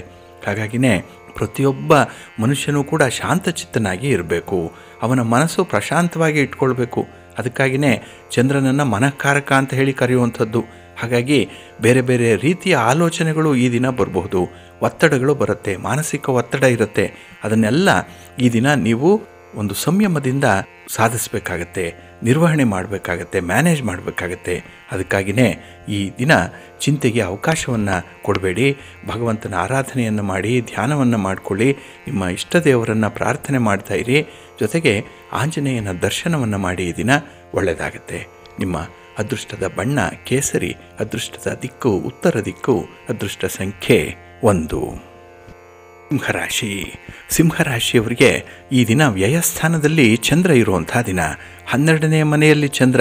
ಅದರಿಂದಲೇ ಈ ದಿನ ಆರೋಗ್ಯದ ವಿಚಾರದಲ್ಲಿ ಸ್ವಲ್ಪ ಜಾಗ್ರತೆಯನ್ನು ವಹಿಸಬೇಕು. ನಿಮ್ಮ ಪ್ರಯಾಣ ಆಗಲಿ ಅಥವಾ ನಿಮ್ಮ ಆಹಾರ ಕ್ರಮಗಳನ್ನಾಗಲಿ ಸ್ವಲ್ಪ ಎಚ್ಚರಿಕೆಯಿಂದ ನೋಡ್ಕೊಳ್ಬೇಕಾಗತ್ತೆ. ಹಾಗೆ ವೃತ್ತಿಪರ ಉದ್ಯೋಗಗಳಲ್ಲಿ ಇರುವಂಥವರು ನಿಮ್ಮ ಮೇಲಧಿಕಾರಿಗಳ ಜೊತೆಯಲ್ಲಿ ಸ್ವಲ್ಪ ಜಾಗರೂಕತೆಯಿಂದ ಇರಬೇಕು. ಹೆಚ್ಚು ಮಾತಾಡಬೇಡಿ. ಈ ದಿನ ಸ್ವಲ್ಪ ಮೌನವಾಗಿರುವಂಥದ್ದು ಬಹಳ ಉತ್ತಮ. ಹಾಗೆ ಕೆಲವೊಂದು ವಿಚಾರಗಳ ಮೇಲೆ ಹೆಚ್ಚು ಗಮನವನ್ನು ಕೊಡಬೇಕಾಗತ್ತೆ. ಅದರಲ್ಲೂ ಈ ಪ್ರೀತಿ ಪ್ರೇಮದ ವಿಚಾರವನ್ನು ಈ ದಿನ ನೆಗ್ಲೆಕ್ಟ್ ಮಾಡಬೇಡಿ. ಅದರಿಂದನೇ ನಿಮಗೆ ಹೆಚ್ಚು ಬಾಧೆಗಳು ಸಮಸ್ಯೆಗಳು ಕೂಡ ಉಂಟಾಗುವಂಥದ್ದು. ಹಾಗಾಗಿನೇ ಹೆಚ್ಚು ಧೈರ್ಯ, ಹೆಚ್ಚು ಆತ್ಮವಿಶ್ವಾಸ ಎರಡೂ ಕೂಡ ಈ ದಿನ ನಿಮಗೆ ಹಿನ್ನಡೆಯನ್ನು ತರುವಂಥದ್ದು. ಏಕೆಂದರೆ ಈ ಅಗ್ರೆಸಿವ್ ನೇಚರ್ ಇರುವಂಥವ್ರಿಗೆ ಈ ದಿನ ಒಳ್ಳೆಯ ಸಮಯ ಅಲ್ಲ. ಹಾಗೆ ಈ ದಿನ ಬಂಧುಗಳ ಜೊತೆಯಲ್ಲೂ ಕೂಡ ಅನಿರೀಕ್ಷಿತವಾಗಿ ಈ ಮಾತಿನ ಚಕಮಕಿ ಕೂಡ ಉಂಟಾಗುವಂಥದ್ದು ಇರುತ್ತೆ. ಇದನ್ನು ಸ್ವಲ್ಪ ಅವಾಯ್ಡ್ ಮಾಡಬೇಕು. ಇನ್ನು ವ್ಯಾಪಾರಿಗಳಿಗೆ ಸ್ವಲ್ಪ ಅಡೆತಡೆಗಳು ಇರುತ್ತೆ. ಆದರೆ ಸ್ವಲ್ಪ ಸಂಯಮದಿಂದ ತಾಳ್ಮೆಯಿಂದ ಇದ್ದರೆ ನಿಮ್ಮ ಕೆಲಸಗಳು ಯಶಸ್ವಿಯಾಗುತ್ತೆ. ಆತುರದಲ್ಲಿ ಯಾವುದೇ ನಿರ್ಧಾರಕ್ಕೆ ಕೈ ಹಾಕಬೇಡಿ. ಆತುರವಾಗಿ ಯಾರ ಜೊತೆಯೂ ಕೂಡ ಯಾವ ವ್ಯವಹಾರಕ್ಕೂ ಕೂಡ ಕಮಿಟ್ ಆಗಬೇಡಿ ಈ ದಿನದಲ್ಲಿ. ಅದಕ್ಕಾಗಿಯೇ ಒಣಗಿ ಬೇಸಿಗೆಯಿಂದ ಮಣ್ಣಾಗಿ ಕಾಣದಿಹ ತೃಣ ಮೊಳೆಯುವುದು ಮರಳಿ ಹನಿ ಎರಡು ಬೀಳೆ ಅಂತ ಹೇಳ್ತಾರೆ. ಅಂದರೆ ಈ ಬೇಸಿಗೆಯಲ್ಲಿ ಬಿಸಿಲಿನ ತಾಪ ಜಾಸ್ತಿ ಇರುತ್ತೆ. ಹಾಗಾಗಿ ಎಲ್ಲೋ ಮಣ್ಣಾಗಿರುವಂಥ ಸುಪ್ತವಾಗಿ ಇರುವಂಥ ಒಂದು ಬೀಜ ಸ್ವಲ್ಪ ಮಳೆ ಬಂದರೆ ಅದು ಮತ್ತೆ ಚಿಗುರಲಿಕ್ಕೆ ಪ್ರಾರಂಭ ಮಾಡುತ್ತೆ. ಹಾಗಾಗಿನೇ ನಿಮಗೆ ಒಳ್ಳೆಯ ಕಾಲ ಮುಂದೆ ಇದ್ದೇ ಇದೆ. ಅದು ಬರುವವರೆಗೂ ಕೂಡ ಸ್ವಲ್ಪ ಕಾಯಬೇಕು. ಮಳೆಗಾಗಿ ಆ ಬೀಜ ಕಾಯುತ್ತೋ ಅದೇ ರೀತಿಯಲ್ಲಿ ನೀವು ಒಳ್ಳೆಯ ಸಮಯಕ್ಕಾಗಿ ಸ್ವಲ್ಪ ಕಾಯ್ತಾ ಇರಿ, ತಾಳ್ಮೆಯಿಂದ ಇರಿ, ಒಳ್ಳೆಯ ಫಲ ನಿಮಗೆ ಸಿಕ್ಕತ್ತೆ. ನಿಮ್ಮ ಇಷ್ಟ ದೇವರನ್ನು ಆರಾಧನೆ ಮಾಡಿಕೊಳ್ಳಿ. ಭಕ್ತಿಯಿಂದ ಶ್ರೀ ಲಕ್ಷ್ಮೀ ನರಸಿಂಹ ಸ್ತೋತ್ರವನ್ನು ಈ ದಿನ ಹೇಳ್ಕೊಳ್ಳಿ, ಒಳ್ಳೆಯದಾಗತ್ತೆ. ನಿಮ್ಮ ಅದೃಷ್ಟದ ಬಣ್ಣ ಕೆಂಪು, ಅದೃಷ್ಟದ ದಿಕ್ಕು ಈಶಾನ್ಯ ದಿಕ್ಕು, ಅದೃಷ್ಟ ಸಂಖ್ಯೆ 5. ಕನ್ಯಾ ರಾಶಿ. ಕನ್ಯಾ ರಾಶಿಯವರಿಗೆ ಈ ದಿನ ಲಾಭಸ್ಥಾನದಲ್ಲಿ ಚಂದ್ರ ಇರುವಂಥ ದಿನ. 11ನೇ ಮನೆಯಲ್ಲಿ ನಿಮಗೆ ಚಂದ್ರ ಇರ್ತಾನೆ. ಇದರಿಂದ ಯಾವುದೇ ರೀತಿಯ ಕೆಲಸ ಕಾರ್ಯಗಳಿದ್ದರೂ ಕೂಡ ಹೆಚ್ಚಿನ ಲಾಭ ಉಂಟಾಗುವಂಥದ್ದು ಇದೆ. ಮನೆಯ ವಾತಾವರಣ ಬಹಳ ಸಂಭ್ರಮದಿಂದ ಕೂಡಿರುತ್ತೆ. ನಿಮಗೆ ವ್ಯಾಪಾರದಲ್ಲಿ ಬಹಳ ಒಂದು ಅಭಿವೃದ್ಧಿಯನ್ನು ಕಾಣುವಂಥದ್ದು, ಸಕಾಲದಲ್ಲಿ ಹೂಡಿಕೆಗಳು ದೊರೆಯುವಂಥದ್ದು ಕೂಡ ಇದೆ. ನಿಮ್ಮ ಕ್ಲೈಂಟ್ಸ್ ಜಾಸ್ತಿ ಆಗ್ತಾರೆ, ವ್ಯಾಪಾರದ ವಿಸ್ತರಣೆ ಆಗುತ್ತೆ. ಹಾಗೆ ವ್ಯಾಪಾರಕ್ಕೆ ಒಂದು ಹೊಸ ತಂತ್ರಜ್ಞಾನವನ್ನು ಅಳವಡಿಸ್ಕೊಳ್ಳೋ ಬಗ್ಗೆ ಕೂಡ ನೀವು ಆಲೋಚನೆ ಮಾಡ್ತೀರಿ. ಅದು ಕೂಡ ನಿಮಗೆ ಯಶಸ್ಸನ್ನು ತರುತ್ತೆ. ಹಾಗೆ ಅಗತ್ಯಕ್ಕೆ ತಕ್ಕಂತೆ ಆಪ್ತ ಸ್ನೇಹಿತರಿಂದ ನಿಮಗೆ ಸಹಾಯ ಸಿಕ್ಕುವಂಥದ್ದು ಇದೆ. ಆದರೆ ಮಿತ್ರ ಸಂಗ್ರಹಣೆ ಬಲಂ ಸಂಪದ್ಯತೆ ಅಂತ ಹೇಳ್ತಾರಲ್ಲ, ಈ ಮಿತ್ರರನ್ನು ಸಂಪಾದನೆ ಮಾಡಿಕೊಳ್ಳುವಂಥದ್ದು ಒಂದು ಬಲವನ್ನು ಸಂಪಾದನೆ ಮಾಡಿದಾಗೆ. ಹಾಗೆ ಒಳ್ಳೆಯ ಮಿತ್ರರಿದ್ದರೆ ನಿಮಗೆ ಹೆಚ್ಚಿನ ಬಲ. ಒಂದು ವೇಳೆ ಹಿತಶತ್ರುಗಳ ರೀತಿಯಲ್ಲಿ ಮಿತ್ರರಿದ್ದರೆ ನಿಮ್ಮನ್ನು ತಪ್ಪು ದಾರಿಗೆ ಎಳೆದುಬಿಡ್ತಾರೆ. ಸ್ವಲ್ಪ ಎಚ್ಚರಿಕೆಯಿಂದ ಮಿತ್ರರನ್ನು ಆಯ್ಕೆ ಮಾಡಿಕೊಳ್ಳಿ. ಅವರಿಂದ ಒಳ್ಳೆಯ ಸಹಾಯವನ್ನು ಪಡ್ಕೊಳ್ಳುವಂಥದ್ದು ಕೂಡ ಇರುತ್ತೆ. ಹಾಗೆ ಒಂದೇ ಮನೆಯಲ್ಲಿ ಹುಟ್ಟಲಿಲ್ಲ, ಬೇರೆ ಬೇರೆ ಮನೆಯಲ್ಲಿದ್ದರೂ ಕೂಡ ಆತ್ಮಗಳ ಮಿಲನ ಆಗಿ ಈ ಒಂದು ಗೆಳೆತನಕ್ಕೆ ಕಾರಣವಾಗುತ್ತೆ. ಅಂತಹ ಆತ್ಮೀಯರು, ತುಂಬ ಬೇಕಾದಂತಹ ಸ್ನೇಹಿತರ ಒಡನಾಟ ಈ ದಿನ ನಿಮಗೆ ಹೆಚ್ಚಾಗಿ ಸಿಕ್ಕತ್ತೆ. ಇನ್ನು ಸ್ಥಿರಾಸ್ತಿಯ ವಿಚಾರಗಳಲ್ಲಿ ಅಡಚಣೆಗಳಿದ್ದರೆ ಅಥವಾ ಅಂತಹ ಅಡಚಣೆಗಳು ನ್ಯಾಯಾಲಯದಲ್ಲಿ ಏನಾದರೂ ಇದ್ದರೆ ಅವುಗಳು ಕೂಡ ಬಗೆಹರಿಯುವಂಥ ಹಂತಕ್ಕೆ ಬರುತ್ತೆ. ಇನ್ನು ಈ ಸ್ಥಿರಾಸ್ತಿಯ ಬಗ್ಗೆ ಕೂಡ ಈ ದಿನ ನೀವು ತೆಗೆದುಕೊಳ್ಳುವಂಥ ನಿರ್ಧಾರ ಮುಂದೆ ಒಳ್ಳೆಯ ಫಲವನ್ನು ನಿಮಗೆ ಕೊಡುತ್ತೆ. ಇನ್ನು ಉತ್ತಮವಾದಂತಹ ಯೋಗ ಈ ದಿನ ಇದೆ. ಸುಖ ಸೌಕರ್ಯ ಇದೆ. ಕುಟುಂಬದ ಜೀವನ ಚೆನ್ನಾಗಿರುತ್ತೆ. ನಿಮ್ಮ ಪ್ರೀತಿ ಪಾತ್ರರು ನಿಮ್ಮ ಜೊತೆ ಒಳ್ಳೆಯ ತಿಳುವಳಿಕೆಯಲ್ಲಿರ್ತಾರೆ. ಅಂಡರ್ಸ್ಟ್ಯಾಂಡಿಂಗ್ ಚೆನ್ನಾಗಿದೆ, ಕಮ್ಯುನಿಕೇಷನ್ ಚೆನ್ನಾಗಿದೆ. ನಿರ್ಧಾರಗಳು ಬಹಳ ಸೂಕ್ಷ್ಮವಾಗಿದ್ದರೂ ಕೂಡ ವಿಶೇಷವಾದಂಥ ನಿರ್ಧಾರಗಳನ್ನು ಕೈಗೊಳ್ತೀರಿ. ಒಟ್ಟಾರೆ ಸಂತೋಷಮಯವಾಗಿರುವಂಥ ಅನುಕೂಲಕರವಾಗಿರುವಂಥ ಒಂದು ದಿನ ನಿಮಗೆ. ನಿಮ್ಮ ಇಷ್ಟ ದೇವರನ್ನು ಆರಾಧನೆ ಮಾಡ್ತಾಯಿರಿ. ಹಾಗೆ ಭಕ್ತಿಯಿಂದ ಈ ದಿನ ನೀವು ಆಂಜನೇಯ ಸ್ತೋತ್ರವನ್ನು ಹೇಳ್ಕೊಳ್ಳಿ, ಒಳ್ಳೆಯದಾಗತ್ತೆ. ನಿಮ್ಮ ಅದೃಷ್ಟದ ಬಣ್ಣ ಕೇಸರಿ, ಅದೃಷ್ಟದ ದಿಕ್ಕು ಈಶಾನ್ಯ ದಿಕ್ಕು, ಅದೃಷ್ಟ ಸಂಖ್ಯೆ 1. ತುಲಾರಾಶಿ. ತುಲಾರಾಶಿಯವರಿಗೆ ಈ ದಿನ ಉದ್ಯೋಗ ಸ್ಥಾನದಲ್ಲಿ ಚಂದ್ರ ಇದ್ದಾನೆ. ಇದು ಕರ್ಮಸ್ಥಾನ. ಹಾಗಾಗಿನೇ ನಿಮ್ಮ ಕೆಲಸಗಳಾಗಲಿ, ನಿಮ್ಮ ಉದ್ಯೋಗ, ನಿಮ್ಮ ಸ್ವಂತ ಬಿಸ್ನೆಸ್ ಈ ದಿನ ನಿಮ್ಮ ಮನಸ್ಸಿನಂತೆ ನಡೆಯುತ್ತೆ, ಇಚ್ಛೆಯಂತೆ ಇರುತ್ತೆ. ಹಾಗೆ ಮನಸ್ಸಿನಂತೆ ಮಹಾದೇವ ಅಂತ ಹೇಳ್ತಾರೆ, ಮನಸ್ಸಿದ್ದರೆ ಮಾರ್ಗ ಅಂತ ಹೇಳ್ತಾರೆ.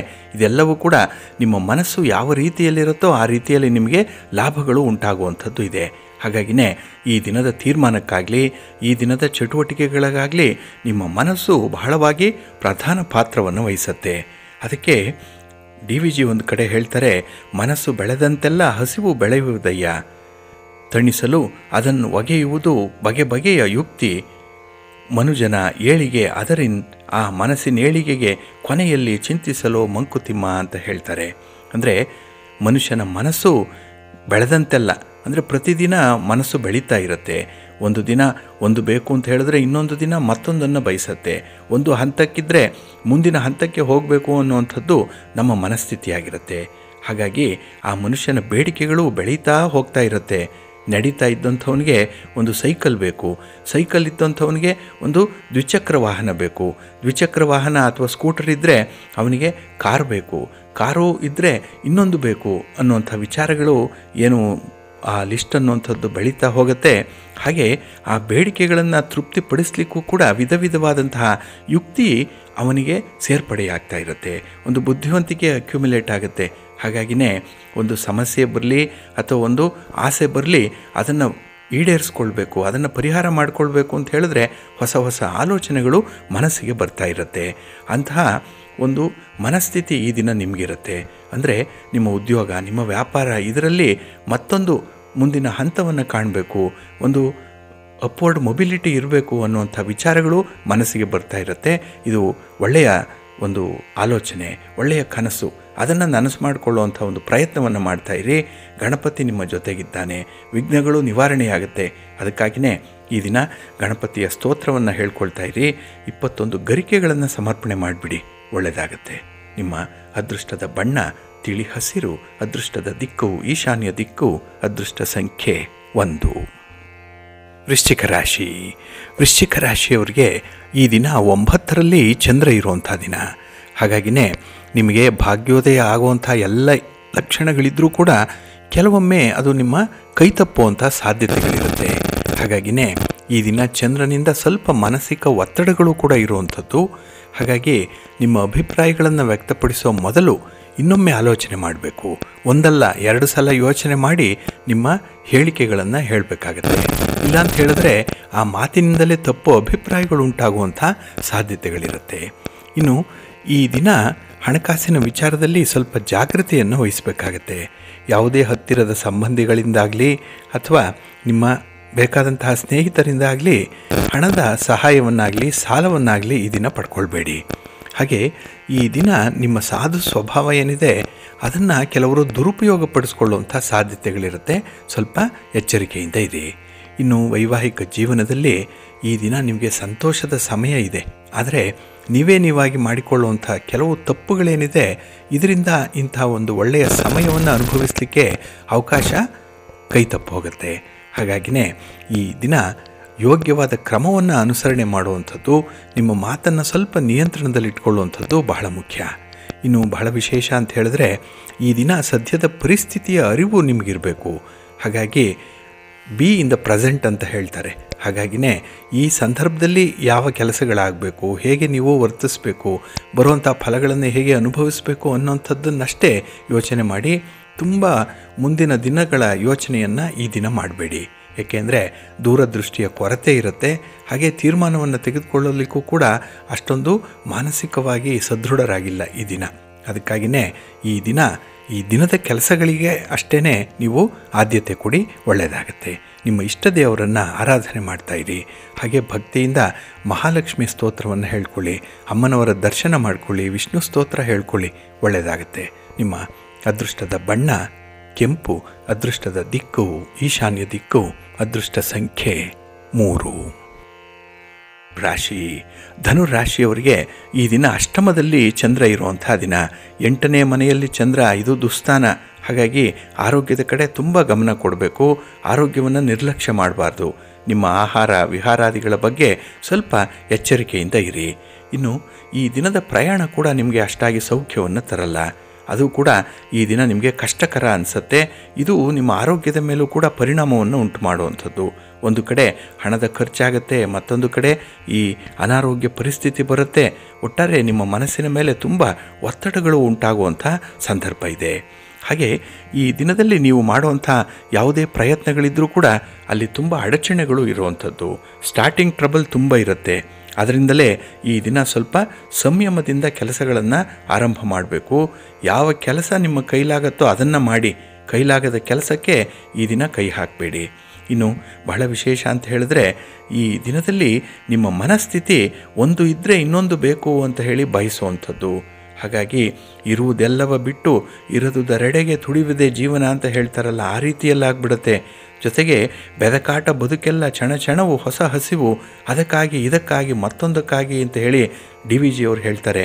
ಇಲ್ಲಿ ಜೀವಮಾನ ಎಲ್ಲ ನಾವು ಹುಡುಕುವಂಥದ್ದೇ ಆಗುತ್ತೆ. ಇದು ಇದ್ದರೆ ಇದನ್ನು ಬಿಟ್ಟು ಮತ್ತೊಂದನ್ನು ಹುಡುಕುವಂಥದ್ದು, ಇದು ಸಾಲದು, ಇದಕ್ಕಿಂತ ಮತ್ತೊಂದು ಪರ್ಫಾರ್ಮೆನ್ಸಲ್ಲಿ ಚೆನ್ನಾಗಿರುವಂಥ ವಸ್ತು ಬೇಕು ಅಂತ ಹೇಳಿ ಬಯಸುವಂಥದ್ದು ಆಗುತ್ತೆ. ಹಾಗಾಗಿ ಒಂದು ಕ್ಷಣಕ್ಕೂ ಕೂಡ ಬೇರೆ ಬೇರೆ ಬೇಕುಗಳು ಹುಟ್ಟಿಕೊಳ್ಳುವಂಥದ್ದು. ಹಾಗೆ ಈ ಬೇಕುಗಳನ್ನು ಸಾಕು ಅಂತ ಹೇಳುವಂಥದ್ದು ಬಹಳ ಕಷ್ಟ, ಐ ಆಮ್ ಎನಫ್ ಅಂತ ಹೇಳುವಂಥದ್ದು ಬಹಳ ಕಷ್ಟ. ಆದರೆ ಈ ದಿನ ಕೂಡ ಅಂಥ ಆಸೆಗಳು ಚಿಗುರ್ತಾ ಇರುತ್ತೆ. ಹಾಗೆ ಆ ಆಸೆಗಳನ್ನು ಪೂರೈಸಿಕೊಳ್ಳುವಂತಹ ಸಂದರ್ಭದಲ್ಲಿ ತುಂಬ ಕಷ್ಟಪಡಬೇಕು, ಶ್ರಮಪಟ್ಟು ಅದನ್ನು ನಿಮ್ಮದಾಗಿಸ್ಕೊಳ್ಬೇಕು. ಹಾಗಾಗಿ ನಿರಂತರವಾಗಿ ಒಂದು ಕನ್ಸಿಸ್ಟೆನ್ಸಿಯನ್ನು ಇಟ್ಕೊಂಡು ಮುಂದುವರಿತಾ ಇರಿ, ಒಳ್ಳೆಯದಾಗಲಿ. ಅದಕ್ಕೆ ನಿಮ್ಮ ಇಷ್ಟ ದೇವರ ಕುಲದೇವರ ಅನುಗ್ರಹ ಇದೆ. ಜೊತೆಗೆ ಈ ದಿನದಲ್ಲಿ ನೀವು ಆಂಜನೇಯ ಸ್ತೋತ್ರವನ್ನು ಹೇಳ್ಕೊಳ್ತಾ ಇರಿ, ಒಳ್ಳೆಯದಾಗತ್ತೆ. ನಿಮ್ಮ ಅದೃಷ್ಟದ ಬಣ್ಣ ಕೇಸರಿ, ಅದೃಷ್ಟದ ದಿಕ್ಕು ಉತ್ತರ ದಿಕ್ಕು, ಅದೃಷ್ಟ ಸಂಖ್ಯೆ 5. ಮಕರ ರಾಶಿ. ಮಕರ ರಾಶಿಯವರಿಗೆ ಈ ದಿನ ಕಳತ್ರ ಸ್ಥಾನದಲ್ಲಿ ಚಂದ್ರ ಇರುವಂಥ ದಿನ. 7ನೇ ಮನೆ, ಬಹಳ ವಿಶೇಷವಾಗಿ ಕುಟುಂಬದಲ್ಲಿ ನೆಮ್ಮದಿ ಇರುವಂಥ ದಿನ. ನಿಮ್ಮ ಸಂಗಾತಿ, ನಿಮ್ಮ ಪ್ರೀತಿ ಪಾತ್ರರು ನಿಮ್ಮ ಜೊತೆಯಲ್ಲಿರ್ತಾರೆ, ನಿಮ್ಮ ಕಷ್ಟ ಸುಖಗಳನ್ನು ಕೇಳಿಸ್ಕೊಳ್ತಾರೆ. ಆದರೆ ನೀವು ಕೂಡ ಅವರ ಮಾತನ್ನು ಆಲಿಸಬೇಕು, ಅವರ ಜೊತೆ ಒಂದು ಕ್ವಾಲಿಟಿ ಟೈಮನ್ನು ಕಳೆಯುವಂಥ ಒಂದು ಅವಕಾಶವನ್ನು ಮಾಡಿಕೊಳ್ಬೇಕಾಗತ್ತೆ. ಹಾಗೆ ಈ ದಿನ ಆರೋಗ್ಯಕ್ಕಾಗಿ ವೈದ್ಯಕೀಯ ಸಮಾಲೋಚನೆ ನಡೆಸುವಂಥದ್ದು, ನಿಮ್ಮ ಆರೋಗ್ಯ ವರ್ಧನೆಗೆ ಕೆಲವೊಂದು ತೀರ್ಮಾನವನ್ನು ಕೈಗೊಳ್ಳುವಂಥದ್ದು, ನಿಮ್ಮ ಆಹಾರ ವಿಹಾರಾದಿಗಳಲ್ಲಿ ಸ್ವಲ್ಪ ಬದಲಾವಣೆ ಮಾಡಿಕೊಳ್ಳುವಂಥ ಒಂದು ಸಂಕಲ್ಪವನ್ನು ಮಾಡ್ಕೊಳ್ತೀರಿ. ಒಂದು ನಿರ್ಧಾರಕ್ಕೆ ಈ ದಿನ ಬರುವಂಥದ್ದು ಇದೆ. ಆದರೆ ವ್ಯಾಪಾರಸ್ಥರಿಗೆ ಈ ದಿನ ಸ್ವಲ್ಪ ಗೊಂದಲಮಯವಾದಂಥ ಸನ್ನಿವೇಶ ಇರ್ಬೋದು. ಎಲ್ಲೋ ಒಂದು ಕಡೆ ದಾಕ್ಷಿಣ್ಯಕ್ಕೆ ಒಳಗಾಗಿ ನಿಮ್ಮ ಲಾಭದ ಅಂಶವನ್ನು ಬಿಟ್ಟುಕೊಡುವಂಥದ್ದು ಕೂಡ ಇರುತ್ತೆ. ಹಾಗೆ ಈ ದಿನದ ಪ್ರಯಾಣ ನಿಮಗೆ ಲಾಭವನ್ನು ತರುತ್ತೆ. ಹೊಸ ಸ್ನೇಹಿತರಾಗ್ತಾರೆ, ಹೊಸ ಗೆಳೆತನ, ಒಂದು ಹೊಸ ಕಮ್ಯುನಿಕೇಷನ್ ಈ ದಿನ, ಹೊಸದಾಗಿ ಒಂದು ವಿಚಾರ ನಿಮ್ಮ ತಲೆಗೆ ಬರುತ್ತೆ. ಹಾಗಾಗಿ ಆದಾಯದ ಮೂಲ ಈ ದಿನ ಹೆಚ್ಚಾಗುವಂಥ ಆಲೋಚನೆಗಳು ಕೂಡ ಬರುತ್ತೆ. ಇನ್ನು ನಿಮ್ಮ ವ್ಯಾಪಾರದಲ್ಲಿ ವ್ಯವಹಾರದಲ್ಲಿ ನಿರೀಕ್ಷಿತವಾದಂಥ ಪ್ರಗತಿಯನ್ನು ಸಾಧಿಸ್ತೀರಿ. ದೈವಿಕ ಚಿಂತನೆಗಳು ಈ ದಿನ ಹೆಚ್ಚಾಗುವಂಥದ್ದು ಇದೆ. ಒಂದು ಆಧ್ಯಾತ್ಮಿಕ ವಿಚಾರವಾಗಲಿ, ಧರ್ಮದ ವಿಚಾರದಲ್ಲಾಗಲಿ ಈ ದಿನ ಮನಸ್ಸು ನಿಮಗೆ ಒಂದು ರೀತಿಯಲ್ಲಿ ಉತ್ತೇಜನವನ್ನು ಕೊಡುವಂಥದ್ದು. ಹಾಗೆ ಸಮಾಜದಲ್ಲಿ ನಿಮಗೆ ಪರಿಚಯಗಳು ಹೆಚ್ಚಾಗುತ್ತೆ, ನಿಮ್ಮ ಸ್ಥಾನಮಾನ ಭದ್ರ ಆಗುತ್ತೆ. ಜೊತೆಗೆ ಈ ದಿನ ನೀವು ಆಡುವಂಥ ಮಾತಿಗೂ ಕೂಡ ಒಂದು ಬೆಲೆ ಇದೆ, ನಿಮ್ಮ ತೀರ್ಮಾನಕ್ಕೂ ಕೂಡ ವಿಶೇಷವಾದಂಥ ಒಂದು ಸ್ಥಾನಮಾನ ಇದೆ. ಒಟ್ಟಾರೆ ಈ ದಿನ ಬಹಳ ಪ್ರಬುದ್ಧವಾದಂತಹ ಒಂದು ಮೆಚ್ಯೂರ್ಡ್ ಲೈಫ್ ಈ ದಿನ ನಿಮ್ಮದಾಗಿರುತ್ತೆ, ಒಳ್ಳೆಯದಾಗತ್ತೆ. ನಿಮ್ಮ ಮನೆ ದೇವರನ್ನು ಸ್ಮರಣೆ ಮಾಡ್ತಾ ಇರಿ. ಹಾಗೆ ಭಕ್ತಿಯಿಂದ ನವಗ್ರಹ ಪೀಡಾ ಪರಿಹಾರ ಸ್ತೋತ್ರವನ್ನು ಹೇಳ್ಕೊಳ್ಳಿ, ಶನಿ ಸ್ತೋತ್ರವನ್ನು ಈ ದಿನ ಹೇಳ್ಕೊಳ್ಳಿ, ಒಳ್ಳೆಯದಾಗತ್ತೆ. ನಿಮ್ಮ ಅದೃಷ್ಟದ ಬಣ್ಣ ನೇರಳೆ, ಅದೃಷ್ಟದ ದಿಕ್ಕು ಈಶಾನ್ಯ ದಿಕ್ಕು, ಅದೃಷ್ಟ ಸಂಖ್ಯೆ 1. ಕುಂಭರಾಶಿ. ಕುಂಭರಾಶಿಯವರಿಗೆ ಈ ದಿನ ಬಹಳ ವಿಶೇಷವಾದಂತಹ ದಿನ. ಏಕೆ ಅಂತ ಹೇಳಿದ್ರೆ ನಿಮ್ಮ ಕೆಲಸ ಕಾರ್ಯಗಳು, ನಿಮ್ಮ ಉದ್ಯೋಗ, ನಿಮ್ಮ ವ್ಯಾಪಾರ ಚಟುವಟಿಕೆಗಳು ಬಹಳ ಯಶಸ್ವಿಯಾಗಿ ನಡೆಯುವಂತಹ ದಿನ. ಹಾಗೆ ಈ ದಿನದಲ್ಲಿ ನಿರೀಕ್ಷಿತ ರೀತಿಯಲ್ಲಿ ಪ್ರಗತಿಯನ್ನು ಸಾಧಿಸಲಿಕ್ಕೆ ಒಳ್ಳೆಯ ಅವಕಾಶಗಳು ನಿಮಗೆ ಸಿಕ್ಕುವಂಥದ್ದು. ನಿಮ್ಮ ಚಿಂತನೆ ಚೆನ್ನಾಗಿದೆ, ಅದಕ್ಕೆ ಪೂರಕವಾದಂಥ ಸಹಕಾರ ಕೊಡುವಂಥ ಒಂದು ಸ್ನೇಹಿತರಾಗಲಿ, ನಿಮ್ಮ ಪ್ರೀತಿ ಪಾತ್ರರಾಗಲಿ ಈ ದಿನ ನಿಮ್ಮ ಜೊತೆಯಲ್ಲಿರ್ತಾರೆ. ಹಾಗೆ ಸ್ಥಿರಾಸ್ತಿಯನ್ನು ಖರೀದಿ ಮಾಡಲಿಕ್ಕಾಗಲಿ ಅಥವಾ ಯಾವುದೇ ರೀತಿಯ ಗುರುತರವಾದಂಥ ಒಂದು ತೀರ್ಮಾನವನ್ನು ಕೈಗೊಳ್ಳಲಿಕ್ಕೆ ಈ ದಿನ ಬಹಳ ಅನುಕೂಲಕರವಾಗಿರುವಂಥ ದಿನ. ಶಾಶ್ವತವಾಗಿ ಅಂಥ ತೀರ್ಮಾನಗಳು ನಿಮ್ಮ ಜೀವನದಲ್ಲಿ ಉಳಿಯುತ್ತೆ. ಹಾಗೆ ಈ ದಿನ ಉದ್ಯೋಗಿಗಳಿಗೆ ಅಧಿಕಾರಿಗಳ ನೆರವು ಕೂಡ ಸಿಕ್ಕುವಂಥದ್ದು, ಹೊಸ ಅವಕಾಶಗಳು ಸಿಕ್ಕತ್ತೆ, ಅದನ್ನು ಸದುಪಯೋಗ ಪಡಿಸ್ಕೊಳ್ಳಿ. ಇನ್ನು ಕುಟುಂಬದಲ್ಲಿ ಅಲ್ಪ ಸ್ವಲ್ಪ ಒತ್ತಡಗಳಿದೆ, ಅದನ್ನು ಬಹಳ ಸೂಕ್ಷ್ಮವಾಗಿ ಗಮನಿಸ್ತೀರಿ. ಅದನ್ನು ನಿರ್ವಹಣೆ ಮಾಡಿಕೊಳ್ಳುವಂತಹ ಸಂದರ್ಭದಲ್ಲಿ ಒಂದು ದಿಟ್ಟವಾದ ನಿರ್ಧಾರವನ್ನು ಕೈಗೊಳ್ಳುವಂಥದ್ದು ಕೂಡ ಈ ದಿನ ಇದೆ. ಆದರೆ ಈ ಹಣಕಾಸಿನ ವಿಚಾರಗಳಲ್ಲಿ ಸ್ವಲ್ಪ ಸಮಸ್ಯೆಗಳನ್ನು ಮಾಡಿಕೊಳ್ಳುವಂಥದ್ದು ಇದೆ. ಯಾರದ್ದೋ ಮಾತು ಕೇಳಿ ಎಲ್ಲೋ ಇನ್ವೆಸ್ಟ್ ಮಾಡ್ತೀರಿ, ಯಾವುದೋ ವಸ್ತು ಖರೀದಿ ಮಾಡಿಬಿಡ್ತೀರಿ. ಇದು ನಿಮಗೆ ಅಷ್ಟೊಂದು ತೃಪ್ತಿಯನ್ನು ತರಲ್ಲ. ಹಾಗಾಗಿನೇ ಈ ದಿನ ಬೇರೆಯವರನ್ನು ಅವಲಂಬಿಸಬೇಡಿ, ಆಶ್ರಯಿಸಬೇಡಿ. ಬೇರೆಯವರ ಮಾತನ್ನು ಸ್ವಲ್ಪ ಸಾಧಕ ಬಾಧಕಗಳನ್ನು ನೋಡಿಕೊಂಡು ಮುಂದುವರಿಯುವಂಥದ್ದು ಬಹಳ ಮುಖ್ಯ. ಹಾಗಾಗಿ ಸ್ವಯಂ ನಿರ್ಧಾರವೇ ಈ ದಿನ ನಿಮಗೆ ಸ್ವಯಂ ಪ್ರೇರಿತವಾಗಿ ಬರಬೇಕು. ಹಾಗೆ ಈ ದಿನದಲ್ಲಿ ಕುಟುಂಬಸ್ಥರ ಆರೋಗ್ಯದಲ್ಲಿ ಈ ದಿನ ನಿಮ್ಮ ಪಾತ್ರ ಕೂಡ ಇರುತ್ತೆ. ಏಕೆಂದರೆ ಆ ಆರೋಗ್ಯಕ್ಕಾಗಿ ನಿಮ್ಮ ಓಡಾಟ, ವೈದ್ಯರನ್ನು ಕಾಣುವಂಥದ್ದು, ಔಷಧೋಪಚಾರ ಇರ್ಬೋದು, ಅವರ ಶುಶ್ರೂಷೆ ಇರ್ಬೋದು, ಇತ್ಯಾದಿ ವಿಚಾರಗಳು ಕೂಡ ಈ ದಿನ ನಿಮಗೆ ಆದ್ಯತೆಯಲ್ಲಿರುತ್ತೆ. ಒಟ್ಟಾರೆ ಈ ದಿನ ಬಹಳ ಚಟುವಟಿಕೆಯಿಂದ ಇರ್ತೀರಿ, ಎನರ್ಜೆಟಿಕ್ ಆಗಿರ್ತೀರಿ. ಅದಕ್ಕಾಗಿಯೇ ನಿಮ್ಮ ಕುಲದೇವರನ್ನು ಆರಾಧನೆ ಮಾಡ್ತಾಯಿರಿ. ಭಕ್ತಿಯಿಂದ ಲಕ್ಷ್ಮೀ ಸ್ತೋತ್ರವನ್ನು ಹೇಳ್ಕೊಳ್ಳಿ. ಮಹಾಲಕ್ಷ್ಮಿಯನ್ನು ಆರಾಧನೆ ಮಾಡಿ ಈ ದಿನ ಅಶ್ವತ್ಥ ವೃಕ್ಷ ಪ್ರದಕ್ಷಿಣೆಯನ್ನು ಮಾಡಿ ಒಳ್ಳೆಯದಾಗುತ್ತೆ. ನಿಮ್ಮ ಅದೃಷ್ಟದ ಬಣ್ಣ ತಿಳಿ ಹಸಿರು, ಅದೃಷ್ಟದ ದಿಕ್ಕು ಈಶಾನ್ಯ ದಿಕ್ಕು, ಅದೃಷ್ಟ ಸಂಖ್ಯೆ 1. ಮೀನರಾಶಿ. ಮೀನರಾಶಿಯವರಿಗೆ ಈ ದಿನ ಪೂರ್ವ ಪುಣ್ಯ ಸ್ಥಾನದಲ್ಲಿ ಚಂದ್ರ ಇರುವಂಥ ದಿನ. ಹಾಗಾಗಿಯೇ ಈ ದಿನ ಕುಟುಂಬದಿಂದ ಸ್ವಲ್ಪ ಒತ್ತಡಗಳಿರುತ್ತೆ. ಅದರಲ್ಲೂ ಮಕ್ಕಳ ಸಲುವಾಗಿ ಈ ದಿನ ಸ್ವಲ್ಪ ನೀವು ಓಡಾಡಬೇಕು, ಪ್ರಯಾಣ ಮಾಡಬೇಕು, ಜೀವನವೇ ಹೈರಾಣಾಗುವಂಥ ಸಂದರ್ಭಗಳು ಕೂಡ ಇರುತ್ತೆ. ಮಕ್ಕಳು ಮಾಡುವಂಥ ತಪ್ಪುಗಳಿಗೆ ನೀವು ಹೊಣೆಗಾರರಾಗ್ತೀರಿ. ಹಾಗೆ ಮಕ್ಕಳು ಮಾಡುವಂಥ ತಪ್ಪುಗಳನ್ನು ತಿದ್ದಲಿಕ್ಕೆ ಹೋಗಿ ಈ ದಿನ ಸ್ವಲ್ಪ ವಿರಸಗಳು ಆಗುವಂಥ ಸಾಧ್ಯತೆಗಳಿರುತ್ತೆ. ಮಾತಿಗೆ ಮಾತು ಬೆಳೆಯುವಂಥದ್ದಿದೆ. ಹಾಗಾಗಿ ಜೀವನದಲ್ಲಿ ಸ್ವಲ್ಪ ಮಟ್ಟಿನ ಬೇಸರ ಕಾಣುವಂಥ ದಿನ.